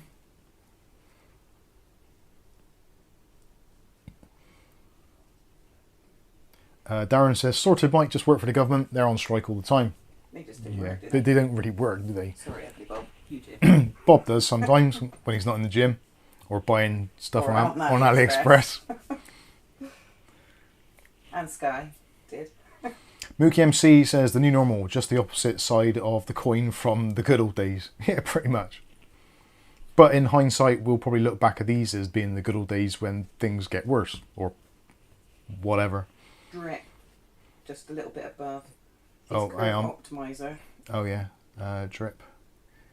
Is Curve Optimizer Undervolt covered under warranty? Yes, it is, because it's an AMD product by Ryzen. In theory, undervolt shouldn't cause any undesired problems other than instability, because undervolting is effectively you're giving the processor less power to perform better. So, you'd have to be entirely specific on that, you'd have to read the documentation that comes with Ryzen Master to see what it actually says. I'm guessing there's going to be something in there somewhere that says if you make any changes to your processor whatsoever outside of the expected norms out of the factory or out of the box, then potentially you're not covered by warranty. So there's going to be something in there which says like this may invalidate your warranty or whatever. Realistically, as with all things, if you send your processor back if it gets damaged, if they say to you, have you overclocked this processor, what are you going to say? You're going to say no. You answered dishonestly, which I know is not the right thing to do, but yeah, a very much a grey area. It's not dead, I just done PBO Curve Optimizer and I don't know if it died.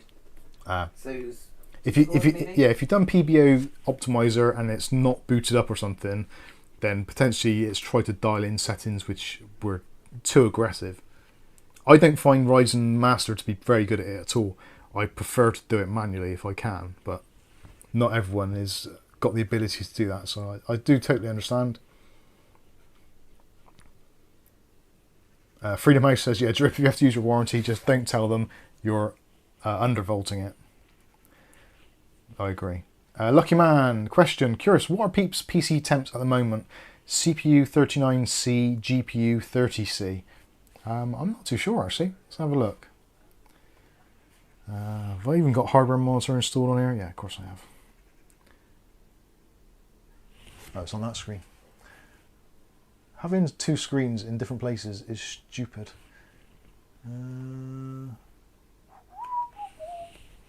Whip that over here. Full screen, and I should be able to show you chaps and chapesses this. There we go. So let's go to desktop. that's gone well. Desktop. Display capture. Let's try choosing the right monitor, shall we? There we go. There. Can you see that? Yeah. So currently CPU temperature. Where's my mouse gone now? Scroll up. CPU core 50C, and the GPU is, where are we? GPU. That's little. GPU. Yeah, it's because I got it set to 4K and it's doing silly things. Radeon graphics, and then that's the onboard graphics. Ignore those. 36 Ti is currently at 42. Hotspot of 53. Which, considering a stream at the moment, isn't actually too bad. It's not that hot in here. It is cooling down now. It's 27.3, so we've dropped 0.1 of a degree. I'm not at all hot tonight. There we go. Let's go back to main camera. Welly Bob, any update on your 6900 XT mic? Yeah, it's oh god. Yeah, the 1600 XT is turning out to be a bit of a pain in the backside. Better put the light on, actually. eBuyer, who are the company that it's purchased from, they do a kind of a direct return to MSI in Poland. So because of obviously shipping costs, they apparently send it in container. So they've basically got to wait for that container to be full before they send it back.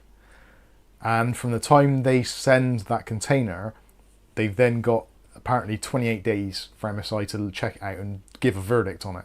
Hashtag blame Dave. So yeah, hashtag blame Dave. Dave's put that himself. Yeah, it's I'll be honest with you, I probably won't buy anything from eBuyer again after this. At least anything which potentially could have any defects, or defects that could not be potentially rectified relatively easily.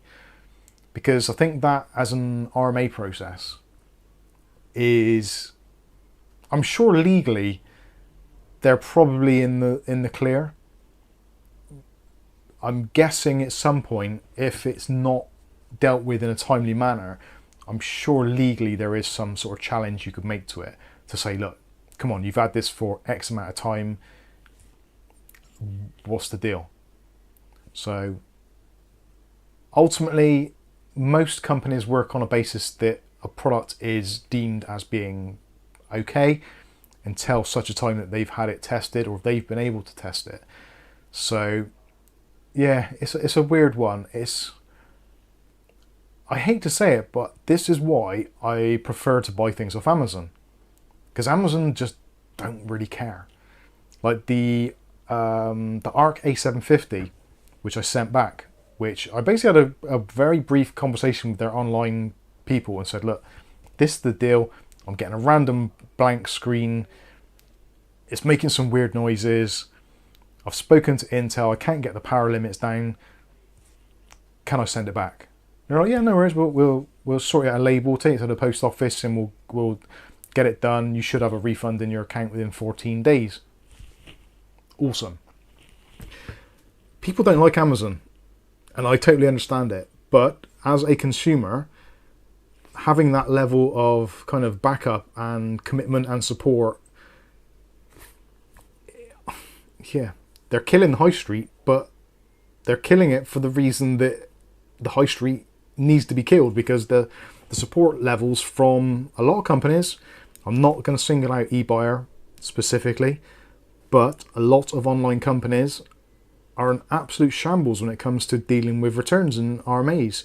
There's a few ones which stand out as being exceptional, but overall, pretty much anything you can buy from Amazon, from any of those companies which already sell it, you might pay a very small premium for some things these days. I have noticed that in general, CPUs generally tend to be the cheapest on Amazon, other than deals or discount codes. Like if there's a 20% off on eBay, which there often is, or 10% off, those kinds of deals, then yeah, it's hard to do. But normally Amazon will kind of price match within a day or two of that if there's volumes going out, etc. It's a real shame. I would love for there to be a retailer in the UK which had a really, really good warranty policy, or actually had some really efficient on-site team of RMA people. I know that not always that is possible and it costs money, etc. I totally understand it. But ultimately Amazon don't have that either. So they managed to go the extra mile because, well, they've got the financial clout to be able to do it, for one. But they've only got that financial clout because they've always done it. Potentially they've got backing from other sources, so yeah, they're not the great white shining knight, but yeah, hopefully you understand where I'm coming from with that. Let's go back on. So hopefully that answers your question. David Aiken says yes, but the Series S only has access to 8 GB of RAM, so it will stay relevant for a while yet. That is true. Game developers will develop for the kind of the lowest denominator. So yeah, that makes sense. Mark Barry says civil service never went back to work, still at home.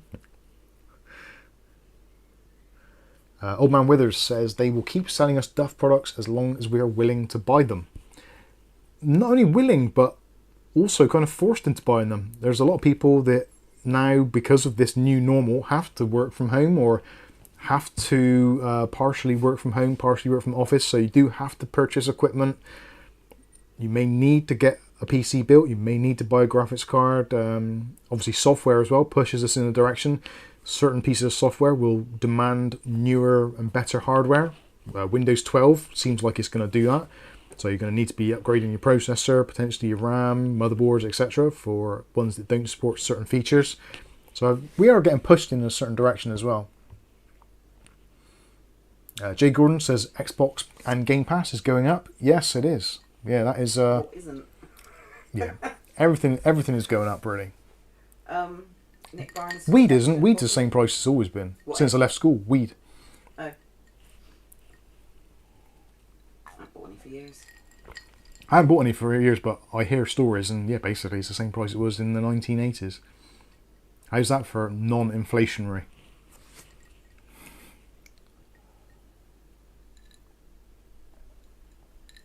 I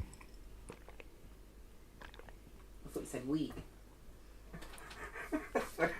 Drip says, it's not dead. I just done PVO curve optimizer and don't know if it dies. I read you that earlier. Yeah, I'm confused still. I've read it. Like, I've read it to myself in my head 3 times, and I said it out loud to make sure the 4th time, and it still makes no sense. But I said to join Discord anyway. Yeah. Nick Barnes down. I'm scrolling. I'm trying not to ruin. Is it worth a gamble buying on eBay?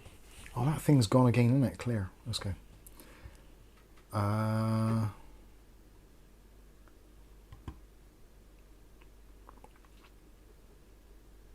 Ugly Bob, I certainly haven't undervolted my CPU. Pants on fire.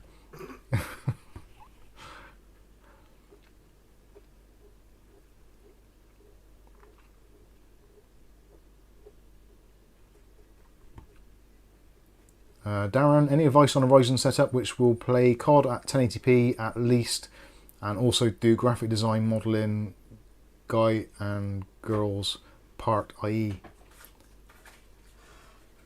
I don't understand that either. I kind of do. Call of Duty 1080p.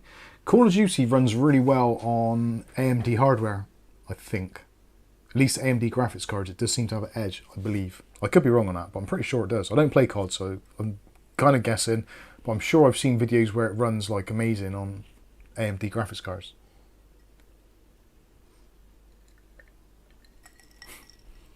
Did you get to Nick Barnes yet? Nick Barnes. Don't think I have yet. What a farce.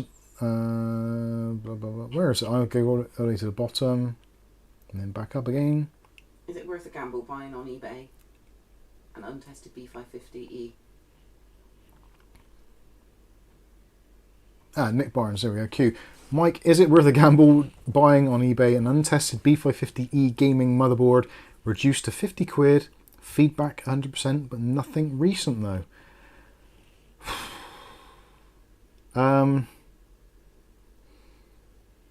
Going by my previous experience with the the X570 mini RTX board that I got, I would say, I don't know, I'd be on the fence. The thing is, it's £50. Now you have to buy something which is kind of sold as untested, and to pay £50 for it, you have ultimately got to be at the kind of mental mind state of you wasting £50. So it's like anything. If you buy 50 lottery tickets, you essentially have to be at the point where, at the back of your mind, you must be completely willing to accept that you may lose everything. But as with any gamble, there's the payoff. Like that one you bought. Like the one I bought. Having said that, £50 is a fantastic price for an untested B550E gaming, but brand new, that board is going to be worth, what, 150 to £200? So the kind of return on investment, best case scenario, a used board like that working should be somewhere between 100 to 150 pounds. So you're gambling that £50 against you potentially paying another £100. So it's not like it's one of those, if it was £20, you'd be like, yeah, £20 is £20. It's still a lot of money to a lot of people, but that's a pretty decent thing. And potentially, if it doesn't work at all, you could probably sell it on yourself as spares or repairs for £20 and get your money back. For £50, it's kind of got to be, I don't know, I would be tempted to make them an offer for maybe 30, because unless you know the history of it, or you can see if there's any damage or whatever, chances are it just needs a BIOS flash. But potentially someone has given that thing a hard time, or maybe put too much power through it. You don't know. You really don't know. So you have to be thinking, how much would I be prepared to lose? That's how I would look at it. Some people love to gamble and would throw £50 at it, and if it didn't work out, they'd be like, oh, damn, and move on and hopefully do another one and keep on going. It's the typical gambler situation. You kind of, if you don't win on the first one, do you buy another one to try and hopefully cover both of them? And then you get to the point of, where does it stop? So if you don't want to get into that situation where you have to recover money, you have to be comfortable with losing a certain amount. But I would say, on the positive side, I hope it would work, or just needs something very minor. But it's very hard to tell. So, yeah. Offer them less, see what they say. If you can message them, say, look, how about 30 quid? 20, 30 quid is a little bit easier to live with than 50, if it doesn't work at all. Or if it needs some soldering because there's something wrong with it, then potentially you could get the work done and still not be hugely out of pocket. I don't know. I'm probably spending too long on it, but hopefully that answers your question, Nick. That's my thoughts on it anyway. Andy Archer says, I think they are bought by the pallet as returns. Right. Maybe. What that particular? Yeah, they could be. They could be bought by. There's quite a lot of companies which will sell them, but then normally they'd have a load of listings on there saying that he's got nothing recent, so it's not like he's doing it on a regular basis. So potentially it might actually be a better situation, because it might be the fact that they just don't know really what they're doing, and they're cutting their losses, and they're happy to get 50 quid for a board rather than it being a doorstop. But yeah, it's always a risk.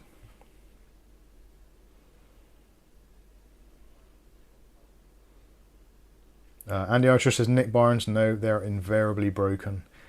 I hate to say it, but the majority of them are going to be known bad boards, and it's just disingenuous people selling stuff which they know in their heart of hearts is broken, but they're trying to make it look as if, like, oh, I don't know, I just found it was in a box.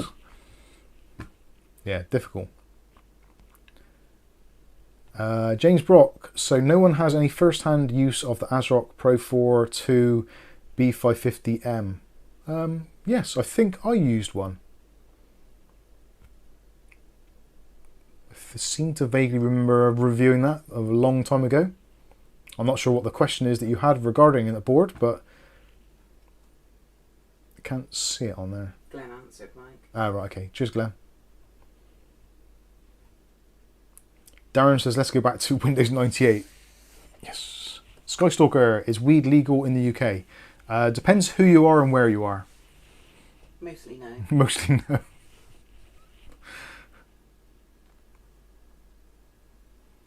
Ugly Bob says, the current requirement for office-based people is that they have to spend at least 40% of their working week in their offices. Really? Is that all? What was that, sorry? The current requirement for office-based people in the government is that they have to spend at least 40% of their working week in their offices. That's nuts.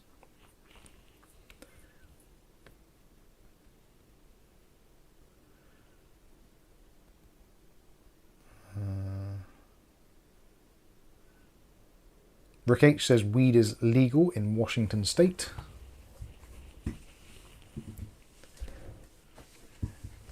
I don't think it's going to be, well, you never know in the UK. You'd think by now, because normally anything that America does, normally like we follow along like a little lapdog a couple of months later, but we don't seem to have on that one, which is weird. Which is weird, actually, because America was really well known for the kind of the whole just say no thing during the Reagan administration, and being very anti-drugs. And Grange Hill was. To then swing round almost 180 degrees. It's very odd. Mookie Muck. Mookie Muck. I wonder why. Oh, I think I've gone too far. It's right at the bottom nearly. Mookie Muck. I wonder why a comment I posted on Mike's recent community post shows up for me when logged in, but does not show up for me when I'm not logged in. Is it a setting on my end? I think that was held in review because it had a link in it. Ah, yeah. If you put any links... I let it go through. Yeah, Caf's updated it, so it should be on there now. If you're posting something with a link in it, it automatically gets held for review. So you would still be able to see it at your end because it has been posted, but it's waiting for either myself or Caf to review it, or in the case of us not going in there, after 30 days, held for review gets removed automatically.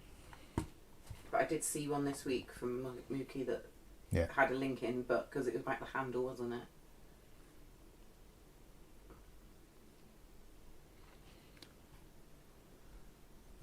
Andy Archer says that board looks like it's gone now anyway. Well, that stops that then. Glenn says, legal now with a referral from doctor to Sapphire Clinic. Get a Canna card too.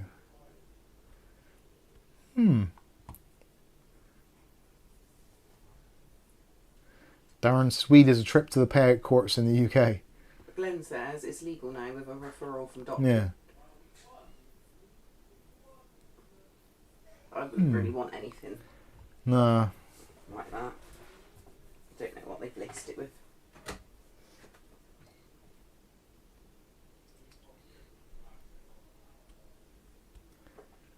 Kev2427 says, are you using the Tautronics mesh system mic? No, I'm not. That is currently in the hands of Mr. Nicholas Barnes. I am using the Zycel one now. Which actually, I'm not sure whether it was a good idea or not. It was, in theory, but there does seem to be some very strange anomalies, which I cannot work out. There seems to be some collisions happening on the network. and I cannot work out where it's coming from. I've got a very strange setup. So there's an 8-port hub in here, 2.5 gigabit 8-port hub, which services the PCs in this room for wired connectivity. That then goes into another 2.5 gig hub in the other room, which then has the NAS, the incoming internet, and other distribution areas going upstairs from that hub into other Zycell units. And weirdly, if I plug in all three of them and I have wired backhaul to the routers, there's collisions on the network, which means there's a loop somewhere, which I'm thinking that the Zycell units don't automatically turn off the mesh when they're in backhaul mode and vice versa. So it seems like the mesh units are trying to mesh with each other wirelessly and wired. Yeah, it is meshed right up. So they seem to be trying to do both at the same time. That's my theory. I can't prove it, but at least that appears to be what is happening. So they're working as a mesh when they should be working as access points. What's that? The new ones we've got? Yeah. And that's why my phone keeps dropping out now. I keep getting it lots.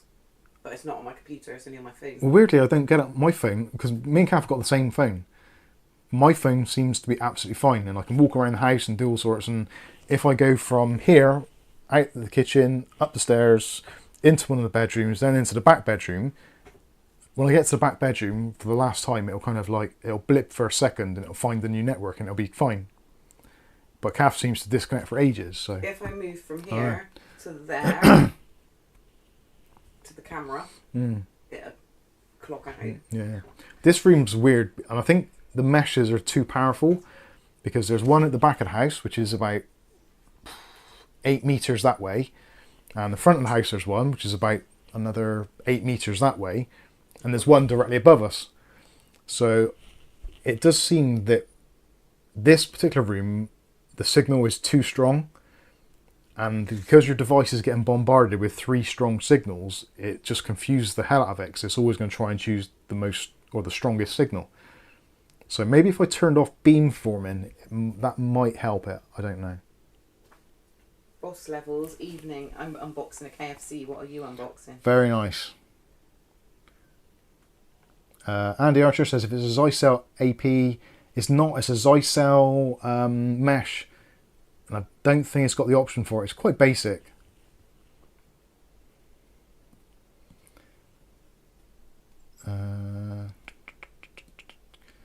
Darren says, Mike, if Jesus was alive today, some would say he is.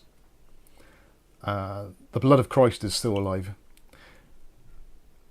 If Jesus was alive today, would he be Team Ryzen or Team Intel? What do you think? I don't think Jesus, if he was alive today, would be either Team Ryzen or Team Intel or Team Nvidia. He wouldn't stick his kind of allegiance to any of them, and he would go to whichever one was the best at the time. I don't know. I have no idea. The devil clearly would be with Nvidia. Although technically he should be with AMD because they're Team Red. But James Brock says he would love us all. Exactly. Tech Jesus is still alive and kicking. He is. He's getting grey, but he's still alive.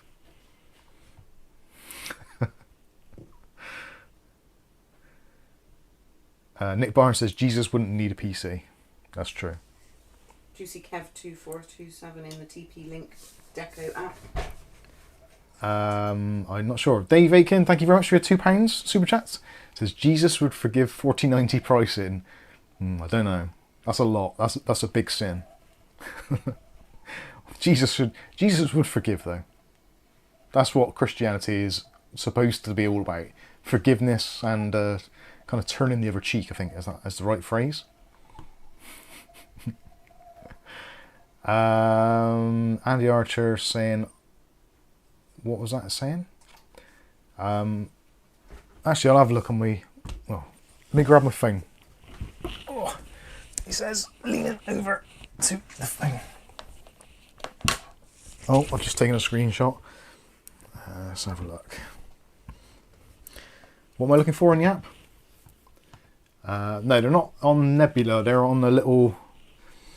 I don't know what the hell they are. Something or other. Multi. They're the Multi M1. And what am I looking for? Welly Bob says, Jesus never existed, change my mind. Unfortunately, I cannot.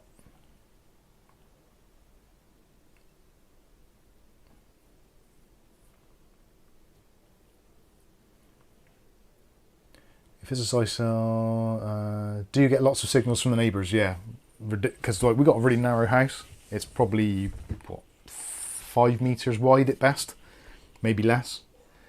18 foot, yeah, something like that. So yeah, there's lots of overlapping signals as well, which is not good. I don't think I can change it to a multi-point. I don't really. I suppose I could just disconnect the Ethernet ports, but I don't really want to. Hello, Poppy Dora. Actually, the middle room at the moment. Say hello. Right, so the middle router at the moment is currently on wireless, so maybe that's why it's doing it. Hey, Pops. So that is disconnected. Why? Oh, did I disconnect it from the backhaul? Checking the signal. Right, the multi is at a great location and the signal strength is perfect for Wi-Fi backhaul. But maybe it needs to be a bit closer, I don't know. Hey ho. Anyway, let's close down applications. Let's have a look, see what else we got. William Bodie says Mike is unboxing his knowledge. Shouldn't take long.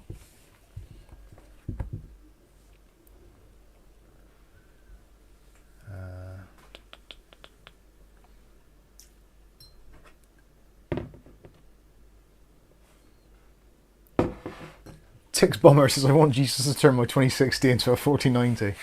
That would be pretty neat.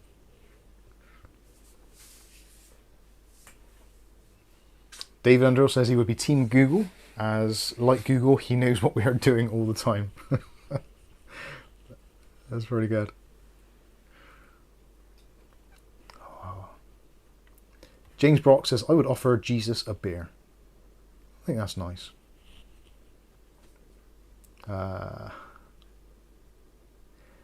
Skystalker says, holy smokes, your house is only 5 meters wide? Is that the standard in the UK? Not really. Well, I guess narrow. For 1930s houses, it probably is. I don't know, 5 meters, it might be.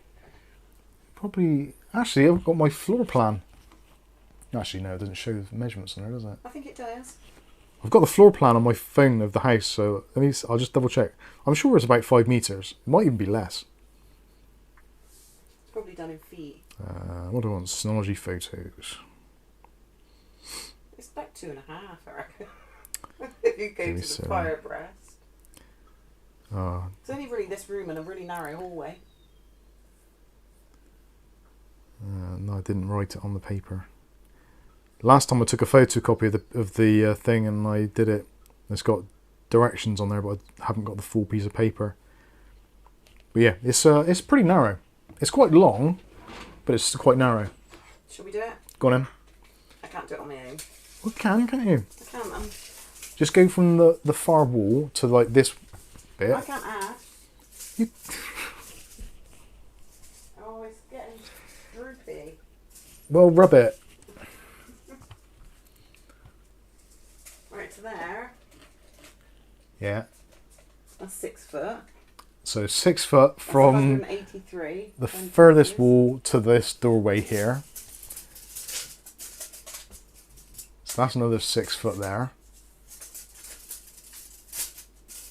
That's like 3/4 of the way around the house. No, that's not.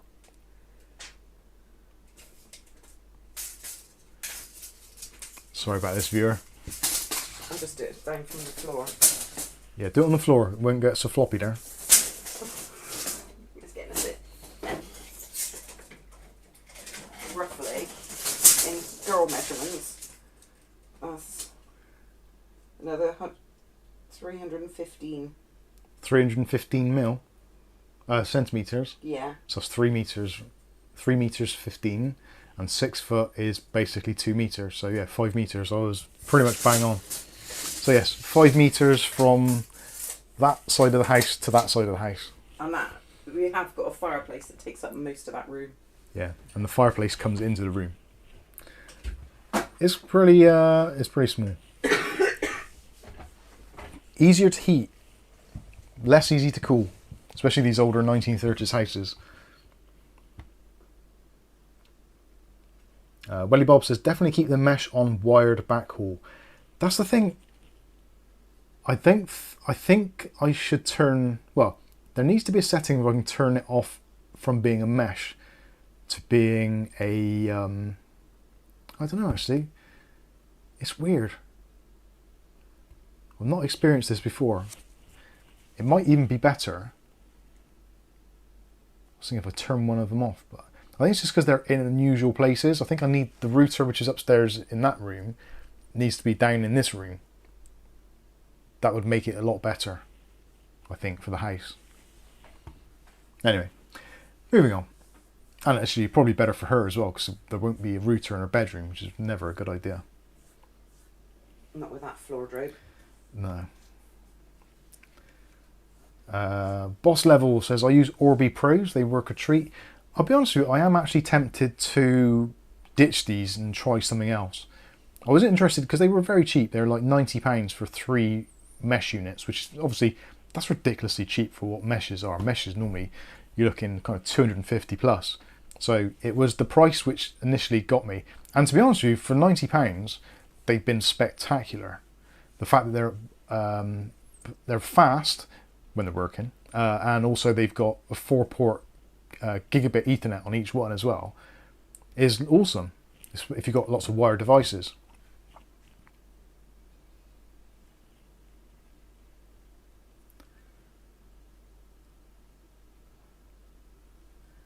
Where are you? Mick Woods is off. Cheers, Mick. Thank you for the super chat as well. Boss Level says there's a house in London, I think, 1.5 metres wide. It doesn't surprise me at all. In London, that was not landing. In London.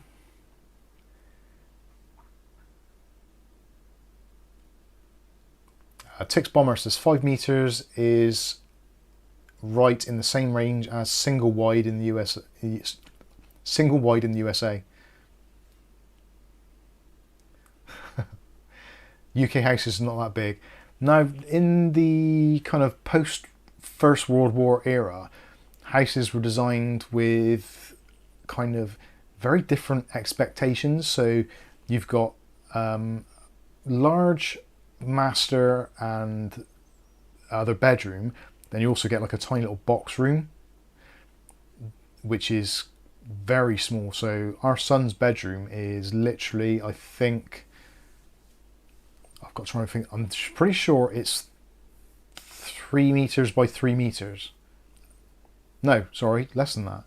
I was going to say. I think it's 10 foot by 8 foot. It might be slightly, no, actually it's less than that, because I think it's 7 by 8. It's like a tiny, tiny room. Literally, you can. It's a lot bigger than a lot of houses we looked at. You can only put a bed in on one wall because the other wall isn't wide enough for a normal single bed. I think it was okay. It was just about. It was just so it's about it's got 6. A loft bed and there's windows in the way. It's about 6 or 7 foot square, basically. It's tiny. Boss Levels was a box room kid. Yeah. O'Reilly says you've probably got a 6 foot by 6 foot room for your studio.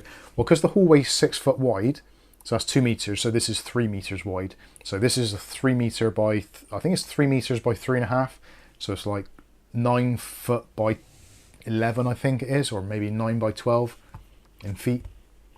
Mini micro houses are the rage in America right now. I think they're doing like what they call pods or something here. Oh yeah, getting pods in the UK. Which are even smaller. And or multiple occupancies. James Musilia says, my place is less than 5 metres wide. James Brock, did the fathers out there have a good Father's Day? I was working. I was working in the shop, which was alright actually, because quite a few people were coming in to buy sponges and shampoo and Auto Glim gift packs for their fathers. And what did you get? What did I get? I had Toblerone. 2 Toblerones. One from George, one from Angel. They know me very well. And what else did they get? Something else in it as well. Is it something else as well? Yeah, you had. What did she give you? Toblerone and what was the other thing? I can't remember. It was something else as well. Not sure. Can't remember. So you can swing a cat in the room? Just about. Just about. If they'd let him. Welly Bob says I run the TP-Link Deco AX6000 Wi-Fi 6 Superb, but I do have 5 units as our house kills Wi-Fi.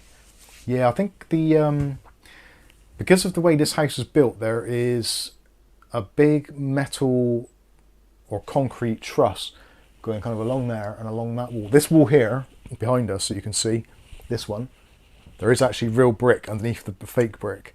So that is what is known in the UK like as a supporting wall or main wall. So that has a solid wall above it as well, going up to the next floor and then up into the loft space as well. So that the whole house, like the structural. Yeah, what they call not the floorboards, the thing that the floorboards go onto. Rafters. Basically, yeah, the rafters type thing go that way. So they run from the back of the house right away over that bit and supporting it in the middle to the other side. So that is the supporting structure, because if you want to knock out that wall to gain access to the other room to open it up, you have to put like a solid piece of steel in there to support the whole rest of the house. Load bearing wall, that's the one. Load bearing wall, that's the one, yeah, whoever said that. Although our neighbours did knock that wall behind you out in theirs, didn't they? James Brock says, well, at least you got that mic. Sorry you had to work. Yeah, I don't mind working. I don't like getting up. Getting up sucks. But work's not too bad. Could be a lot worse.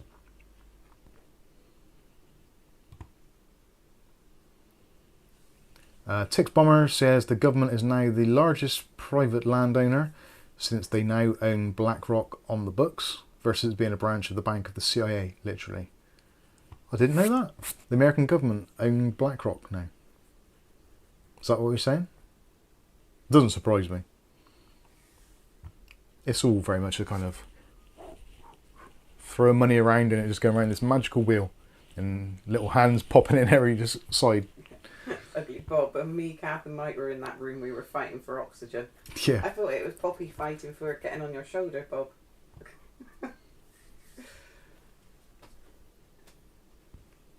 Riley says, I've just roughly worked out the outside wall dimensions of my house to estimate the coverage needed for Wi-Fi mesh. Using TP-Link Deco E4, 4,000 square feet and just under 48 by 72 feet total, 3,500 square feet.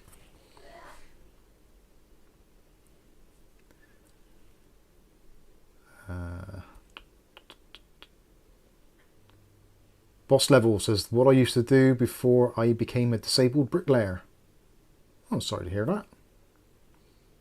Darren says, sleep in, Mike. Yeah, I get shouted at if I get sleeping in. Who by? Me? No, work from late. Ah. That's alright. I don't shout at you for sleeping in. Stuart Cleary says, UK is not so big, so houses are relatively small like Ireland. Tis true. We don't have the wide open spaces. Well, we do, but they're just not allowed to build there. They're just like...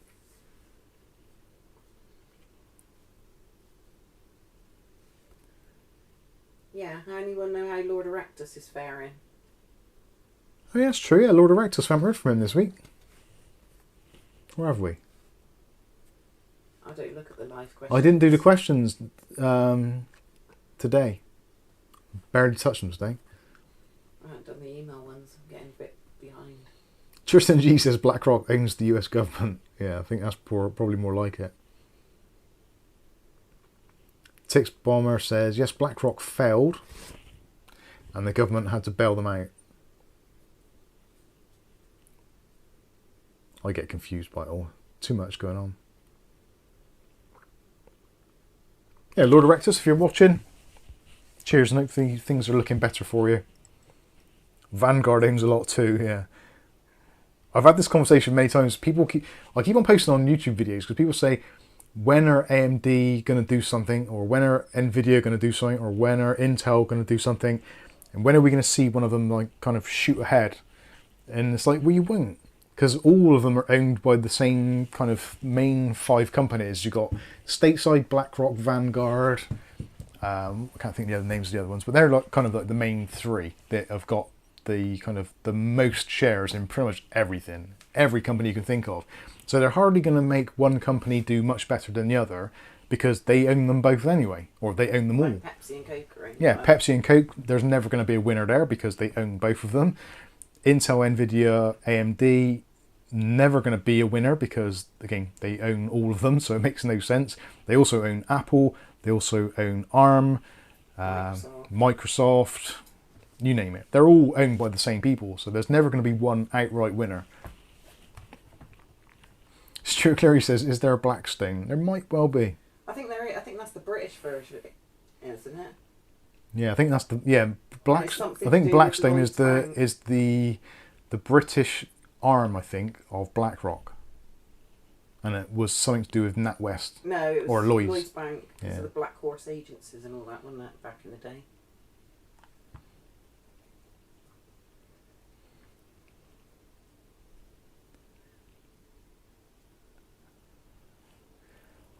James Brock says, yeah, living in NYC blows.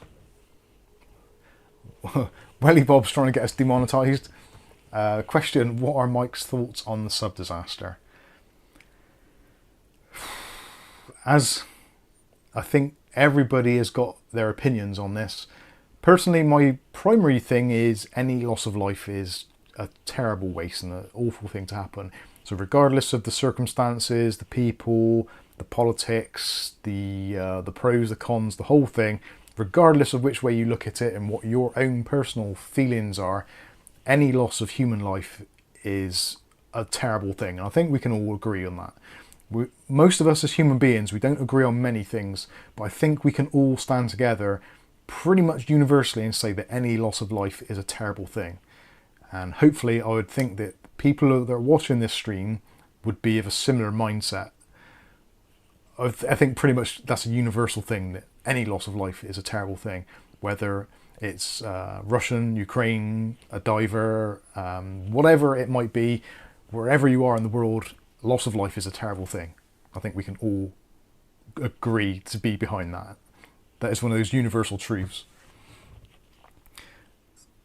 So, yeah, I don't know. I have my thoughts on it. Personally, like, I don't like taking risks. So clearly I have an extreme bias to going in either something which goes up really high or something that goes down really low, or goes somewhere where you're not supposed to breathe, float, swim, whatever. Anywhere that humans are not designed to naturally be, I have an automatic distaste for them. I don't like flying because if a flight goes wrong, it's generally game over. I don't like sailing because generally if it sinks or goes down, again, pretty much game over. So yeah, I clearly, going down to the very depths of the ocean in a tin can, for me, is an incredibly bad idea. So goes down. yeah. So yeah, I've seen a lot of people saying that, yeah, they deserve to lose their lives. Obviously, clearly they don't. Nobody deserves it. Some people are... How can I say this? I've got to try and think about how to say this now without it coming out wrong. Some people have less of a regard for their own personal safety and the safety of others than other people. Me personally, I take many, many safeguards for many, many things because I have an extremely high value of my own personal safety and I won't do risky things. Other people who are adventurers or pushing the boundary or of less of a feeling of dread or doubt or whatever, then clearly they're going to take more risks. And I think in this particular situation, it was someone with a lot of money, a lot of enthusiasm, and somewhat of a risk taker and an adrenaline junkie. And I think we can probably agree that they maybe got caught up in all that a little bit too much, over and above what the safety status of that particular vehicle may have been. And we don't know for sure, but I think it's almost like that person where we've all known them, like someone's got a bike or a car and it's like, oh, the brakes don't work very well. Oh, that's all right, I'm only going down the shops. It's that kind of thing where they're just taking a risk, like not all the boxes are ticked, so potentially something could go wrong, but they're looking on the optimistic side of something not going wrong. That's my personal take on it. Boss Level says, I'm disabled because I like dangerous shit. That kind of answers the question really, doesn't it? Ugly Bob says, I'm risk averse, but I buy things from AliExpress. Rick H says, they're braver than me. Yeah, for sure. I think they're braver, or I don't know if it's brave or just, there's some people that just don't have that fear thing. They just don't have it. You see that a lot. I think Tom Cruise is one of those people that doesn't appear to have that. He'd like quite happily throw himself off a building or off a plane or strap himself to certain things, and just he loves it. And some people are like that. They just don't feel that kind of whole fear thing, or they have a very good way of coping with it.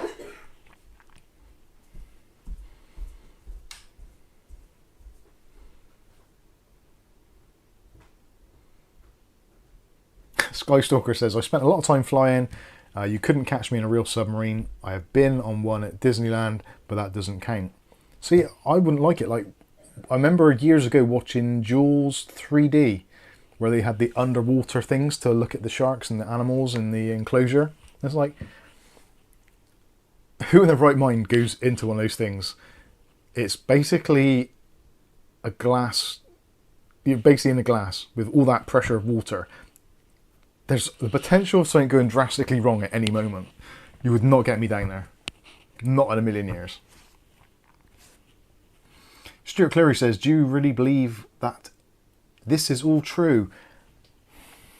I haven't seen it with my own eyes. As with anything, unless I see it with my own eyes, or someone who I implicitly trust has seen it with their own eyes, I take all those things with a pinch of salt. Whether it's true, whether it's not, we'll probably never know, like many things in life. So I just take it at face value and don't give it too much credence.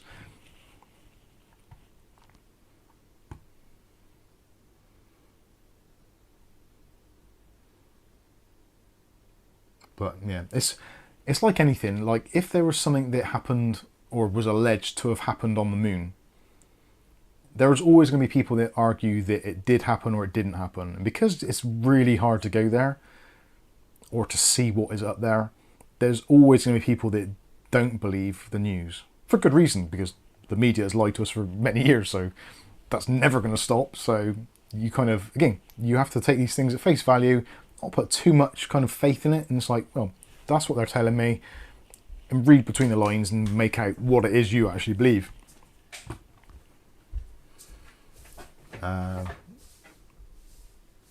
Like someone said there, as in it's staged. I would never rule it out, but then I wouldn't say it definitely is. It's one of those things, there's always potential. And there's always like weird angles that people work on. Like the people that were involved in this, one of them was, I believe, a billionaire. And when you get involved with billions of pounds or billions of dollars and lots of things like that, lots of money, weird shit happens. And this is always the case. Wherever there's a lot of money, there's always potential for weird shit to go on, or cover-ups or whatever. So I wouldn't ever rule anything out, but I wouldn't stake my bets 100% and say, yes, it's a cover-up, or it didn't happen, or it did happen. It's like, they're saying it happened, so until I've got proof otherwise, or even whatever, then I'm open-minded. If someone comes to me in 10 years' time and said, oh, look, here's the footage they filmed of that, it was a cover-up. Like, well, now you know.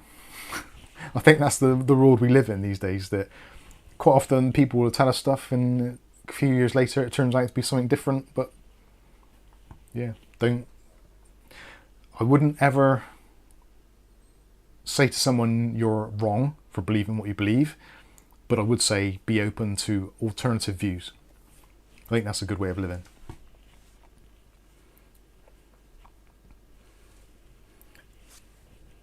Skystalker says, the one thing about these conspiracies that there are so many people involved.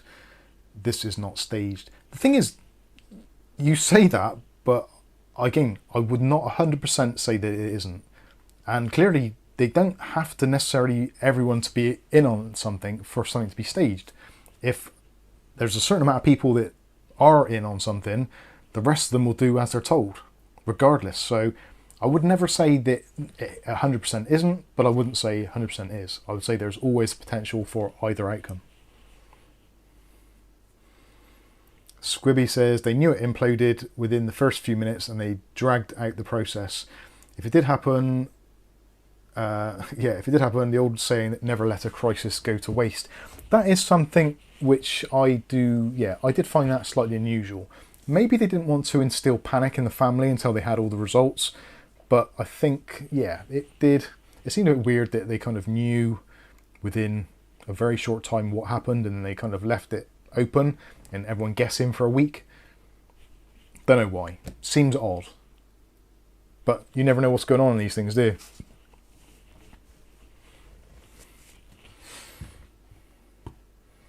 Glenn says, these type of stories always feel like a sleight of hand. I think so, definitely. James Messina says, I thought the dude forgot batteries for the controller. Whoops. Yeah, that is... yeah. There's lots of weirdness about this story. Like, there was I saw a snippet, I didn't read it, but I saw someone that there was... Possibly they used a Bluetooth Logitech controller. It's some kind of control method. I don't know whether this was a meme or whether it was real. I honestly don't know. Like I said, I don't pay too much attention to these stories because regardless if it's true or not, it doesn't really affect me.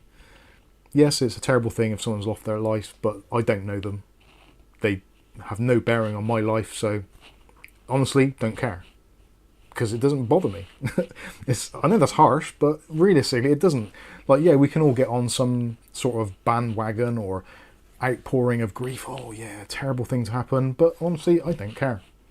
I really don't. Like, yeah, it's really sad. But I personally question anything that takes over the whole news, because I don't even look at the news. So when something is so talked about, it makes me suspicious. Why it's there. Tixmar says, the obviously fake audio they released never helped either. Yeah, there's lots of like kind of weird stuff. Steve Elliott says something there, which I hear more and more all the time these days. The difference between a conspiracy theory and the truth is about 6 months. Is it even that long now? I think sometimes it's longer than that, but yeah, there is. Specifically from the last 3 years, I think we've all seen that the media certainly have agendas. Kieran, he's still loving that meme. Kieran says, I'm mega late but had an eventful night. Next one. It's fine, Gemma Collins is going to retrieve. Oh yeah, Gemma Collins, I saw that one, yeah. Skystalker says they did use a USB Logitech Xbox controller. They also used them for UAVs and submarine periscopes and the like. Yeah, it just seems really odd that that would happen. Like, if you've got this kind of multi-billion-dollar craft which is going to like some super risky place and it's kind of all fly-by-wire and with the potential for some stick drift, it just seems like, wow, come on, like you're spending all this money on equipment. Surely you get someone to build one, or was it a clone? Yeah, it might have been an AliExpress clone. That might have been the problem. Sorry, AliExpress. We didn't say brand name. Of which controller? David Aiken says they've used genuine Xbox controllers in the US military for certain roles for years now. Yeah, that's true actually, and they have used the Microsoft HoloLens as well for some training purposes for VR or augmented reality. So yeah, never rule it out, but yeah, it just seems really weird, doesn't it?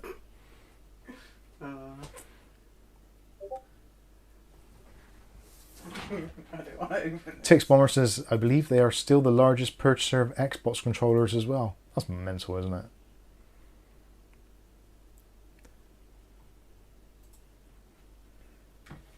Des Ducker says US Air Force uses Xbox controllers for drones. The thing is, when you hear these things, is it true or is it just memes? Or is it just confusing reality with fiction? Stuart Cleary says we are running out of conspiracy theories because they are all coming true. Well, I certainly would love to see Princess Diana and Elvis and George Michael on a beach somewhere. If that's the thing, then awesome. Captain Robius, sorry, but this is amusing, so I'm going to read it. Despite the thing, that is the thing about British humour. We do laugh in the face of adversity. That's the way we deal with things. Captain Robius says, I heard they were listening to Queen feat David Bowie under pressure. That's terrible, but it is actually amusing. My condolences to the family, but that's amusing. That's funny. You got to laugh at these things. If you don't laugh, you cry.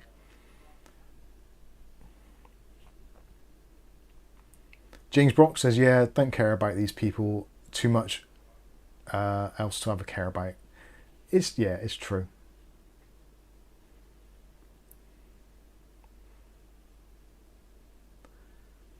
I was trying to think actually what was going on this week in the news that would have been like big news to distract from this, which is normally what they do. If there's something really going on in the world which is like, uh-oh, this is bad shit, they normally have another story which they then concentrate on to kind of avert the gaze so you don't kind of see what is going on. So yeah, I don't know of any other major stories.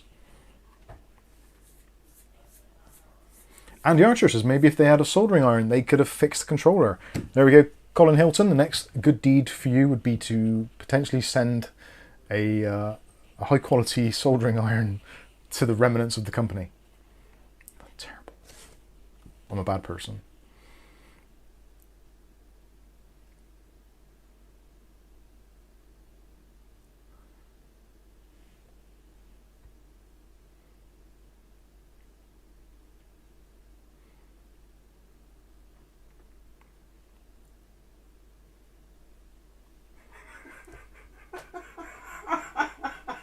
Kieran says, all these submarine jokes, how can we sink so low? Ba-boom.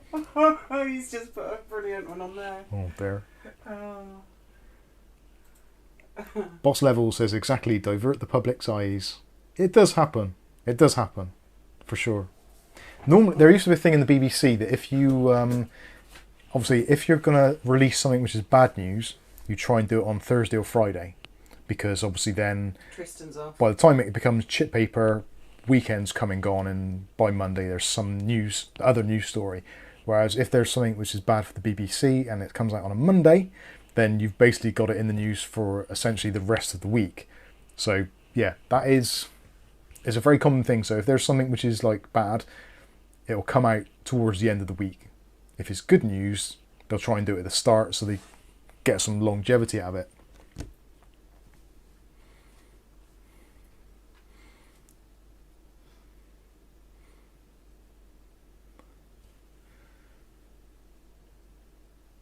Freedom House 1984. Russian coup, anyone? Yeah, that's I had a conversation today about that with somebody, and it's kind of like, I don't know what to make of the whole situation. I'm not there, I'm not in the country, I'm not in front of these things seeing what is going on, so we can only go by what we're told on the media, and then obviously you've got the other media, the alternate media, which are saying something else altogether, and it's like, well, the same applies really. It's just the blurred lines. It's everything depending on where you are on the side of history and what have you is your point of view. So depending who you are and whoever wins, they obviously get to write history. So you don't always see the full story, and definitely in the media there's always an agenda or something they want to get behind for some reason or other, so you only hear certain aspects. So yeah, I don't know. I would say arguably with that situation, it's not in my country, I don't care, but it does affect this country, so I kind of do have a slight invested interest in it one way or the other.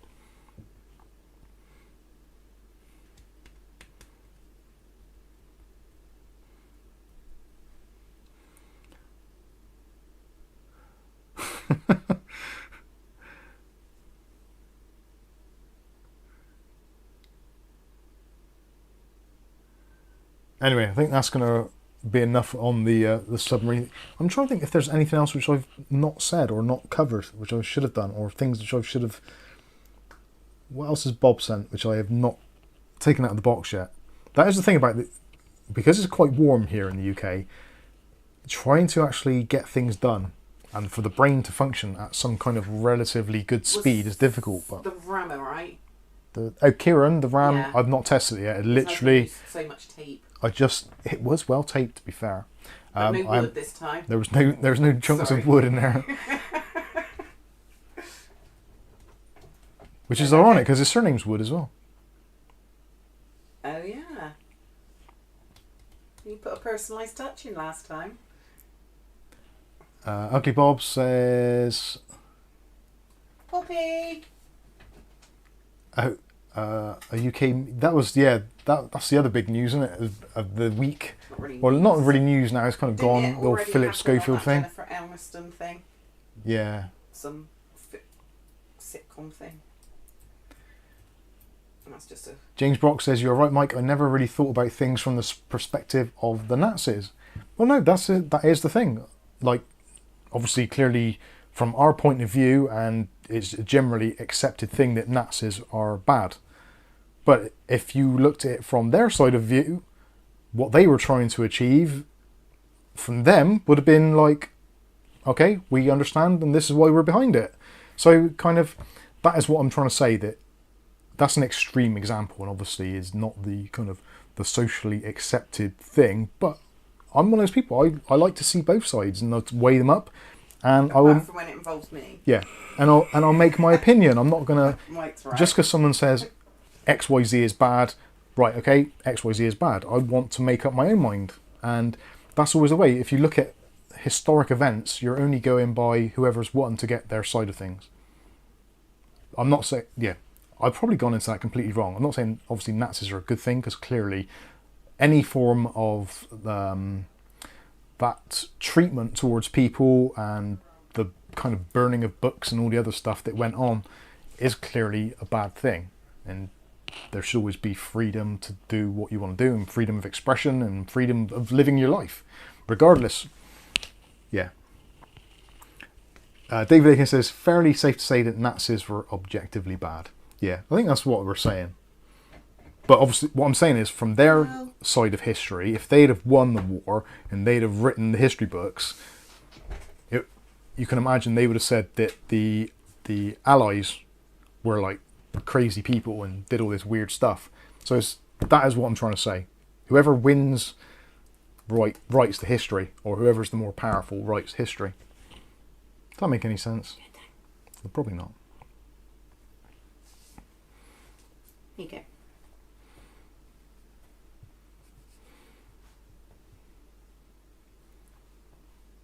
Darren says, Mike, let's not talk about Titanic anymore. Let's talk about COD, mate. I have no idea about I haven't played Call of Duty since... trying to think what year it would have been. I don't think it's this century. I think it was actually last century. Captain Rovia says, history is written by the victor. Yes, it generally is. And obviously they're not going to paint themselves... Just because you win something doesn't necessarily mean you're right. I think we can pretty much all agree on that. Bobby's tail tickling your face. Yeah. Can you see it on the camera? William Bailey says, funny, in modern times now, books are going away and online is going strong, but knowledge is under control. That is something which is actually quite scary if you think about it, because obviously books, all the written texts which were written at the time, like original texts, will be different from what you read online because of the way that social biases have become. Obviously certain things can't be said now, or certain things are not socially acceptable, so they get erased from history. So you do have to kind of look at some of the older texts, or look up old magazines or old cut-ins from newspapers if you want the truth. Actually, I'll go on to a rant now. This is going to be one, you're going to love this. Every day there is a thing on the Microsoft Weather app in the bottom left-hand corner of your screen, and it keeps on saying, you click on it to check out the weather, And then they've got these little questions, and it says, is today the hottest... No. Oh, down there. Is today the hottest day? That there's hottest recorded day. Now the question is loaded to begin with, because it says, is this the hottest recorded day? So immediately, if you're not thinking about it, you're going to read down it, say, well, it's 26 degrees today, so it must have been warmer than this. So you click on the button and it says, wrong, this is the hottest day ever for this day. And you're like, well, back in the 70s and 80s, it was ridiculous. Like, there was entire fields which were just like bleached grass. Nothing was growing, and there was like all these water bans and hosepipe bans and stuff. It was much hotter. So then you're like, am I gone mad? You haven't gone mad. It's because they're basing it on recorded temperatures, which they only started recording in the mid-90s, officially. So their kind of, is this the hottest day ever, only runs from 1996 to today. So they're cutting out a good X amount of thousand years where it may well have been hotter on this day. So they're taking a very small sample size, which is why I'm saying, like, I actually did the thing. I went on to Google, of all places, and just typed in the date and news and West Country, which is where we are, and then looked into weather reports. And lo and behold, in the 70s and 80s, there were days where it was 20 plus degrees, 30 degrees, whatever. It was definitely warmer. But because the agenda these days is what it is, they don't tell you that. So you question yourself, and if you don't question yourself and you just go along with it, like, oh, yeah, shit, man, this is terrible, it's really hot. That's bad, isn't it? And also, I've noticed they've changed the colour temperatures as well. So in the 90s, 80s, etc., if you watch the weather reports, the colours are different. So if it was 30 degrees Celsius in the UK, it would be a nice warm orange colour, or maybe a yellow. Whereas now, if it's like 20 degrees plus, it's either amber, red, or black. As if to say, like, this is the end of the world. It's like, realistic, why are you doing this? Like, why bother doing this? We clearly know, if we take any moment of time to actually evaluate the data, we know it's been this temperature before. We know it's been hotter than this before. So why are you changing the colours to make it look like it's really bad? And why are you saying having such a small data set of temperatures to make it look like, oh my God, it's the end of the world? It might be the end of the world, but why frighten people? Enjoy summer. It's nice and warm and you get a suntan. And it's good for you. Just don't be out there too long. Glenn says even the weather was on steroids in the 80s. It was. The 80s was like ridiculous. I remember like long hot summers where it didn't rain for ages. It was blazing hot, and yeah, it was just amazing. You get to the point where you'd have like some polythene out in the back garden with some soapy water and a hose pipe, and you'd be sliding down it and just enjoying yourself. Whereas now it's kind of like, oh my God, I can't go out there. It's gonna kill me. Those rays, man. Oh dear. What about the water shortage report, Mike?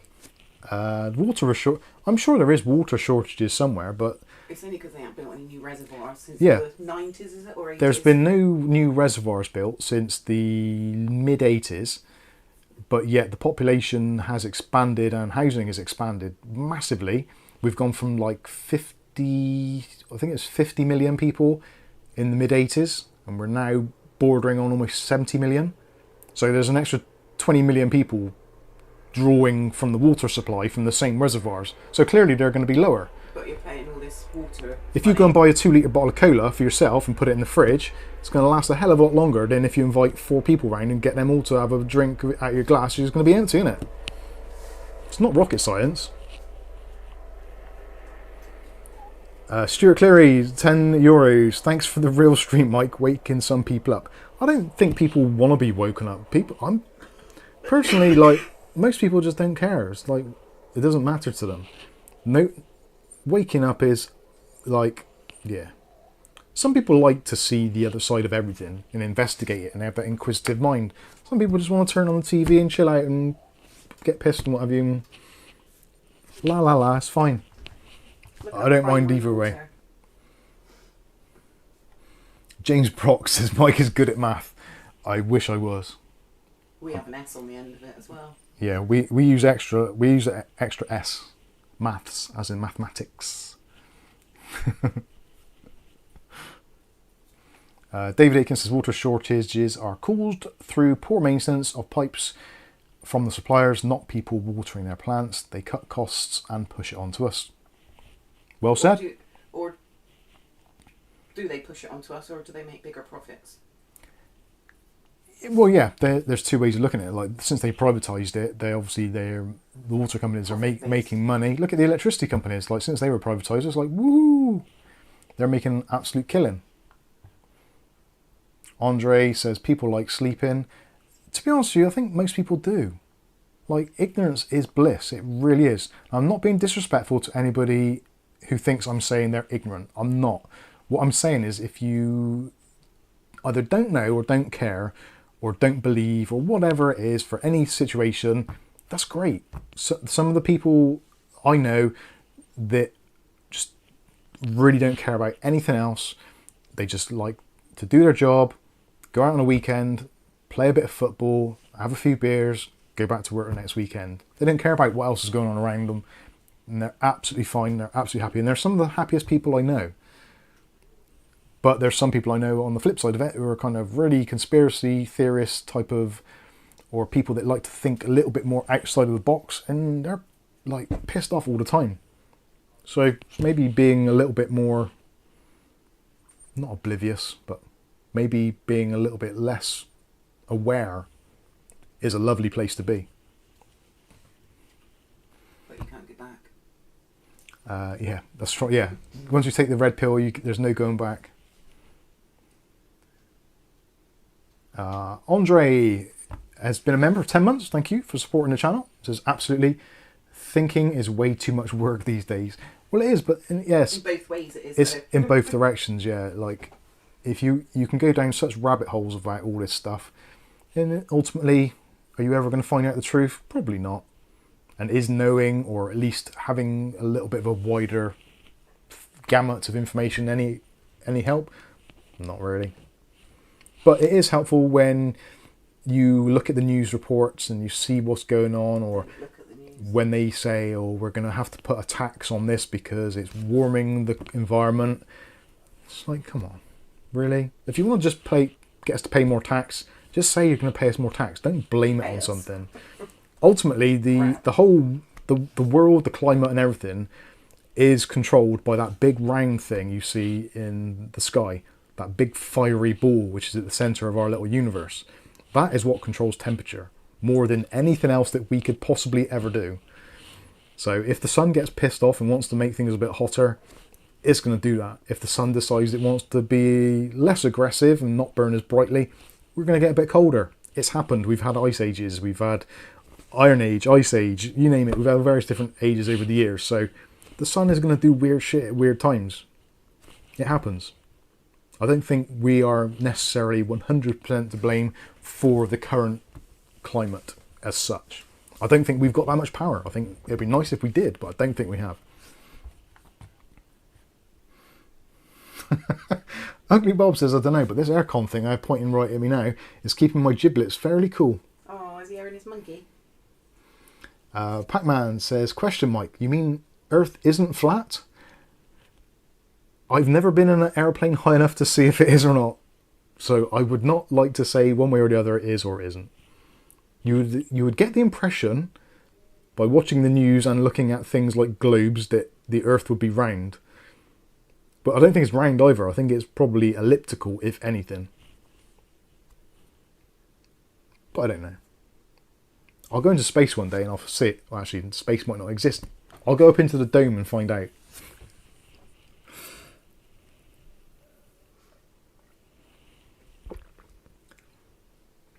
Ugly Bob says, I am indeed airing off my monkey. Awesome.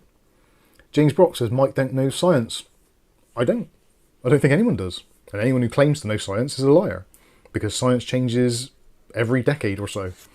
So, I don't know. If you trust science completely, I think you're probably worse. But isn't that science working things out? Yeah, science is basically evolving all the time, and things are changing. Look at things that we know now that we didn't know, and it's changed the way we look at things and the way we do things, and things that we thought were massively important that possibly aren't so much, or we've found new ways of doing things. So science is a liar sometimes, says Dotsink. Yeah, it is. James Brock likes big round globes. And Ugly Bob likes cool ears. Sorry. Mark Berry says, we are due a reset with the North and South Poles. Happens every couple of thousand years. They swap. Yeah, the North Pole currently, the magnetic pole, if you don't follow this stuff, or you don't look into it, or you just don't care, it's fine. Doesn't matter anyway. Probably isn't going to affect you. But the magnetic north, in theory, should be the North Pole. But because the Earth spins and it's like wobbling as well, in theory, the ore or whatever is inside the core of the planet spins round, and it creates a magnetic field. This is what we're told. But because the Earth is basically not round, it's more elliptical or oval, or like Egg. yeah, kind of egg-shaped, because the water and the mass is spinning round, and it's kind of pulling itself out, centrifugal force, which I don't kind of get, because I don't think centrifugal forces exist outside of when you've got actual gravity and stuff. But anyway, I digress. So yeah, you've got that going on, and because of that, you get a wobble. So the North Pole, because it's kind of supposed to be top and bottom, kind of shifts axis, and every now and then it goes a little bit too far over. You know, like those things you spin, and they spin and spin and spin and spin until they lose their rotation a little bit, then suddenly they fall over. And that's what happens with the magnetic pole, because it goes like that, and then all of a sudden it'll go, and it'll just do a flip 180. So the North Pole will be in the south, and the South Pole will be in the north. Doesn't mean that anything will realistically change. It just means that the magnetic north flips. is not true north, Nick Burns. Yeah.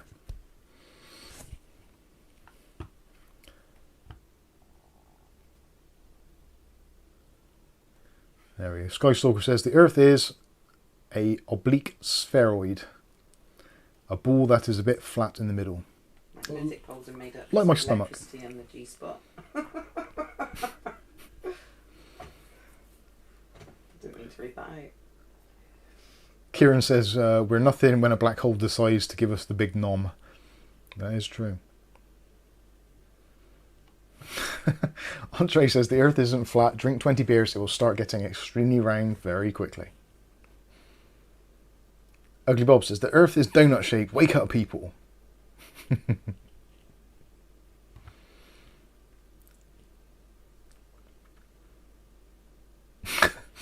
James Miscellaneous says, at James Brock, when I was young, I thought the Illuminati was some corrupt lighting company or something.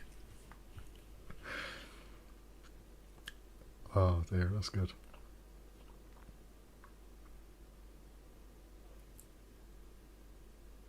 Andy Archer says, but have you ever seen the core mic? No, I haven't. So that is what I'm saying, that I am taking it as being, this is what we are told. Like I said, I don't necessarily believe anything 100%, and I'm very, very open to changing my mind based on other facts or information. Whether or not they're true, again, I don't know, I don't care. I find it interesting, and I like to theorise about these things. I actually really like to theorise about the flat Earth scenario, because there are lots of theories which make a lot of sense, but then there's a lot of theories that make sense about the Earth being round, so I don't know. Do I care? No. Is it going to make my NVIDIA graphics card any cheaper? Probably not.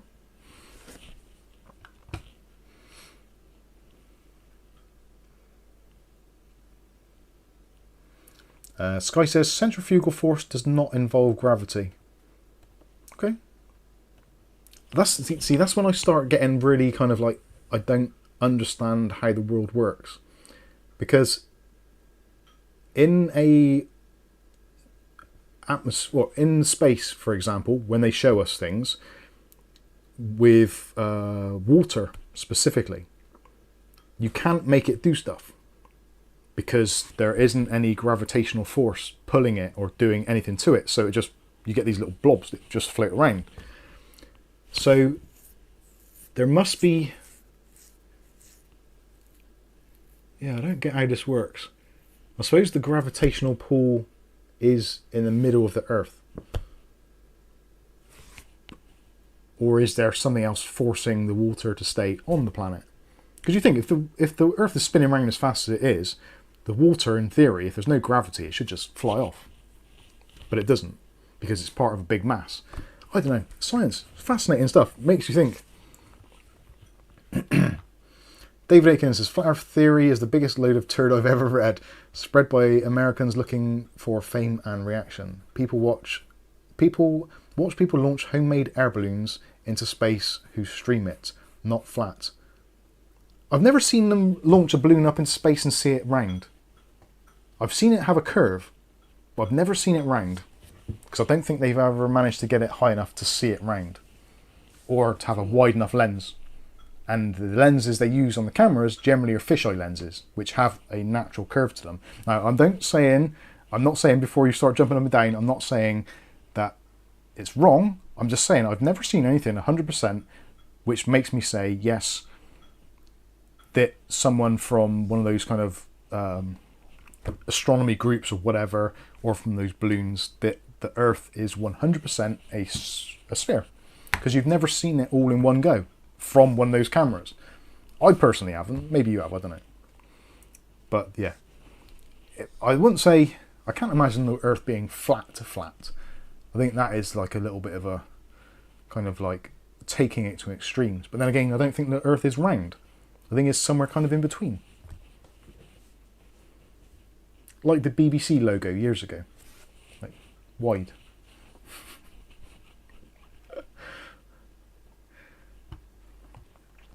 Oh, that's what, yeah, centrifugal force does not involve gravity. It does. It must have, because if you spin something round very fast, what is creating the centrifugal force if there's no gravity? Density. If there's no gravity, you would just spin round. And there'd be no, you wouldn't experience any G's. You wouldn't experience G-force in space if there was no gravity. Because you'd just move. Gravity is why you feel G-forces. Like when you accelerate in your car, you put your foot right to the floor, the acceleration, you going forward, gravity is obviously the mass of your body using gravity is what pulls you to the back of your seat. So if there's no gravity, you can't have that force pushing you back. Or you may have it, but very minimal. Just your own body weight in 0G. Interesting theory, though.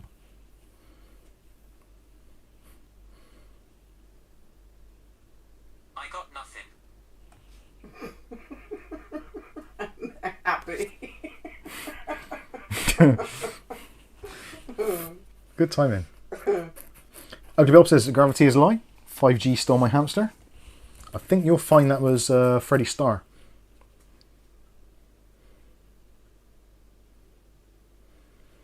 Tix Bomber says, lol, America didn't start the flat earth theory. It predates America by thousands of years.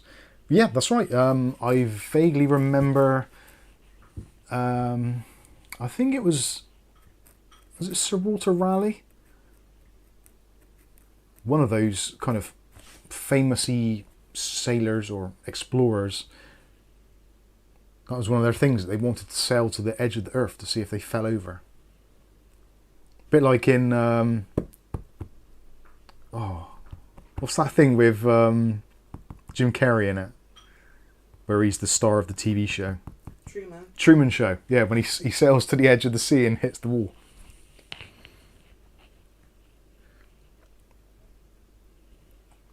Rick H is going to push the limits and upgrade from Windows 10 to 11. Wow. You've beaten me, Rick. Or you will. Darren says, Mike, you and my neighbour would get on a treat. I'm just one of those people, I'm quite like ghosts, aliens, all that kind of stuff. I'm quite happy to discuss it and kind of think about it in kind of pros and cons. I never ever block out anything 100% from any side of the aisle or the argument. I very much like all of that stuff. James Brock says, I told you, Mike, physics is all about physics. Yeah, physics is just like mind-blowing, it really is. It's like they said, who was the famous dude that said you cannot travel faster than the speed of light?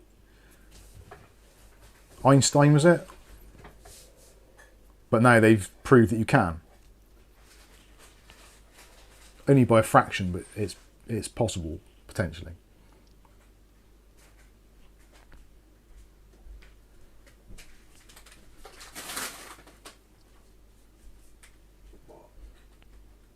Einstein, yeah, Einstein, that's it. My uncle Uncle Peter said that too, and he's a builder.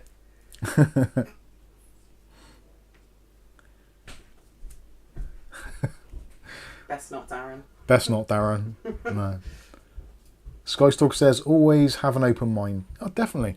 That's the best thing. I don't like getting into arguments with people about things because there's no point arguing about it, because like for every single piece of documentation you can hold up to say one fact, you can find some other person that's done something else the exact same the opposite direction. So it's kind of like gets to the point of like, okay, well my scientist is recognised by XYZ, or my scientist isn't, but they've done XYZ for 30 years, so they kind of know what they're talking about. And it gets to that stupid point where like you're never going to prove yourself wrong or right, and like we've seen before, as time goes on, science changes and new discoveries come to light and things like that, and it's like, I'm not going to have like a slanging match with someone. Their opinion is their opinion, my opinion is my opinion. They might be similar, we might have the same way of a different way of getting to the same opinion, but ultimately opinions are like buttholes. Everybody's got one. Even Flame. Have you cleaned your head yet? You had oil on it. Well, he's got oil on his head from being under a car. Welly Bob says it's possible that we on Earth are the first life as we know it to exist. Very possible. Well, he's got oil on his head from under a car. Flame, greasy head hole thing.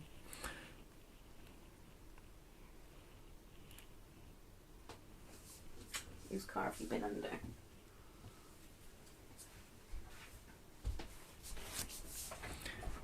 Tix Bomber says, yeah, they've proven it theoretically possible to travel faster. They haven't actually proven it though. Yeah, obviously, yeah.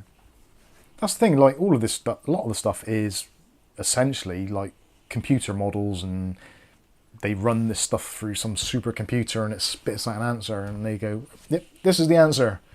But then they get another supercomputer a bit better and a bit bigger a few years later with the same data and they go, this is the answer. And 10 years later they come and say, this is the answer. And it's like, okay. So yeah, with anything that you're told or explained or whatever, don't take it as being the de facto 100% fact, because things change, always. Andy Archer says, if you had a time machine, where would you go? I would most certainly go to probably about, I don't know, maybe about 100 to 200 years into the future. I think that would be the first thing, just to see what humanity does or has done or become. I think that would be really interesting to see, do we make it as a human race? And what would life look like in 100 to 200 years time? Have we put aside things like wars and religion and self-interests, all that kind of stuff? Have we learned the lesson to live together and be at one with our planet rather than destroying it? I don't know. You would love to think that that would happen, but if you look at history over the last 100 to 200 years, we haven't really learned a lot. He would go back to 8:15 and not start this stream long. Yeah, I would. I think I would go into the future first of all. We kind of know the past. I think there's certain places I would like to go. I'd rather go back than forwards. I don't know. I would like to go back to places such as like historical events, just to be there at the time they happened. I think that would be pretty cool. Things like the moon landing. What else would there be? JFK, that would be one that I would be crazy to experience that. I wasn't alive then, so it'd be weird to experience what that was like. You were, weren't you? When was that? What, JFK? 60s, I think. I thought it was 76. It might be 7. Yeah, well, I was a kid, or very, very young.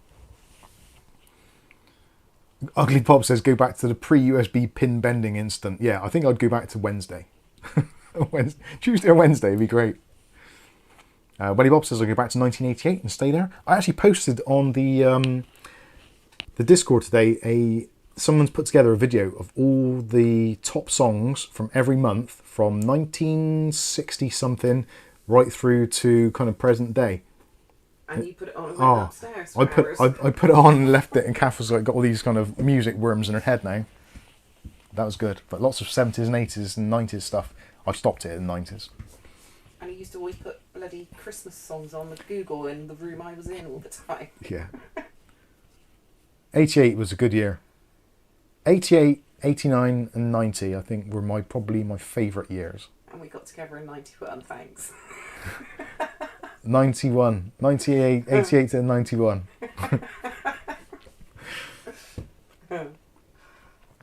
Squibby says, has anyone seen the double slit experiment? It made my head hurt trying to think of the possibilities. I think I did, yes. I think I did. That's the time slit thing.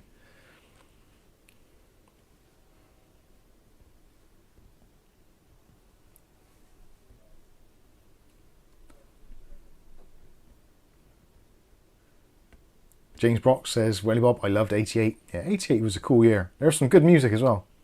The 80s were great for music. I think the 80s in general, I don't know whether this is the thing that people always say when they get to a certain age. I remember when I was younger, my parents saying like the 50s and 60s were like a great time. But they were never in the same room. Yeah. they divorced in the 70s.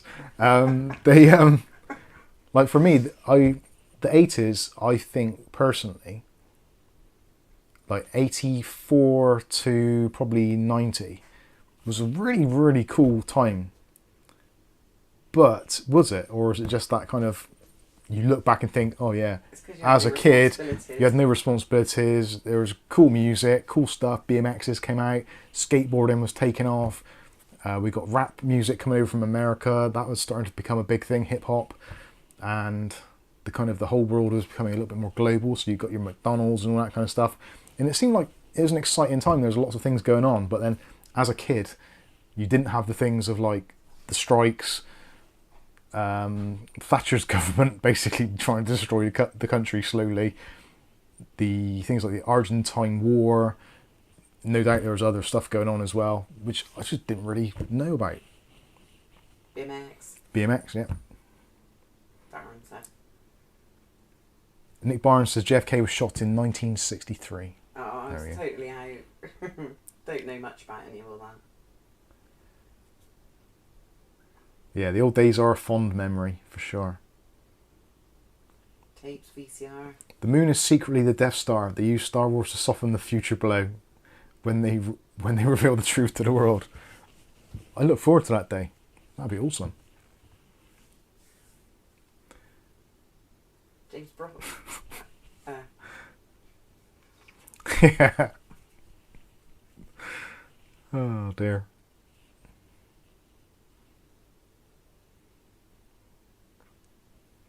Tapes, VCR, Betamax. Yes. Richard Bailey. Bag of chips for 45p. Yeah, that's pretty cool. Richard Bailey. Hey Mike, how often should you replace the thermal interface on a GPU? GPUs can be quite tricky at times, so it depends how easy it is to take apart. If it's one that's really easy to take apart, I would be tempted to do it probably yearly, just to keep optimum performance, although you probably won't see a massive drop off in performance over probably maybe 2 or 3 years. You'll probably notice more of a performance drop off from dust than the thermal paste. So if you're going to be taking the graphics card out for servicing, for doing the fans, dust, all that kind of stuff, then if you've got it apart, you might as well do the thermal paste. I wouldn't say it's necessary to do it. Dust is probably your bigger enemy. Definitely dust. Dust.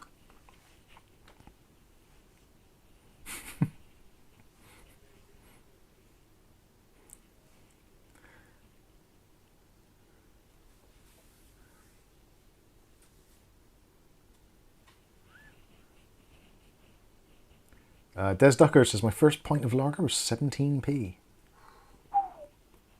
Couldn't even buy 20p for 17p nowadays. No, that's the wrong way around. Could pay 10, buy 10p. No, I wasn't the babushka lady.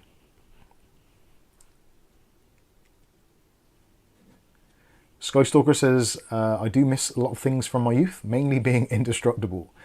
But age does have its benefits, like not having to eat noodle soup for 2 out of 3 meals a day. We only really have 1 meal a day. Good night, Welly Bob. Yeah, we better call it a day actually, because right, it is getting late. Nick Barnes says, I recall Dad moaning because petrol 4-star was 30 pence per gallon. I remember my granddad moaning because they didn't put it in his car anymore. He had to do it himself. Self-service petrol. Tix Morris says, do you think 5G will give Ugly Bob his hamster back? No, 6G. And they got 10G coming out.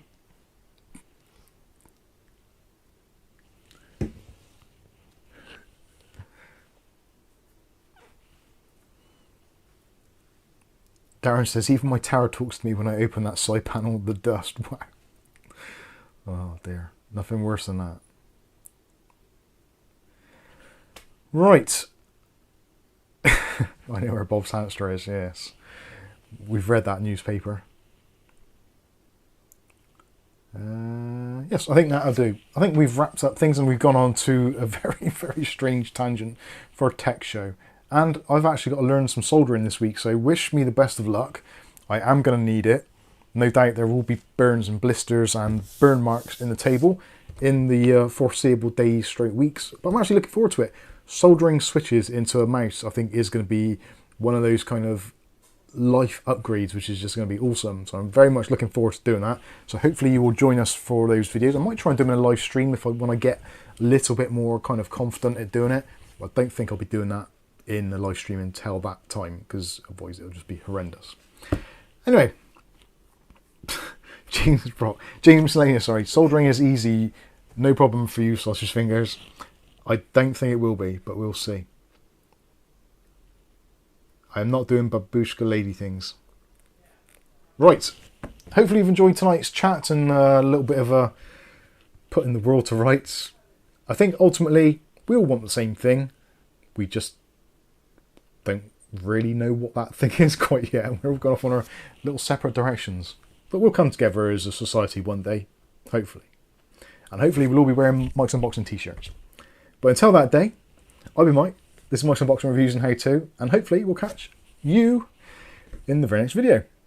Thanks for watching. And thanks for your subscriptions. Thank you for your membership. And thank you for your super chats. You're all very lovely people. And we wouldn't do this without you. So, onward and upward to 100k, and sleep well, everybody. And we'll catch you in the next video. Thanks for watching. I have to find this button again.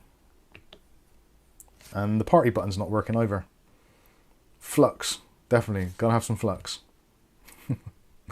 Night, everyone. See you later. Take care. 1, 2, 3, 4, 5, 6, 7, 8,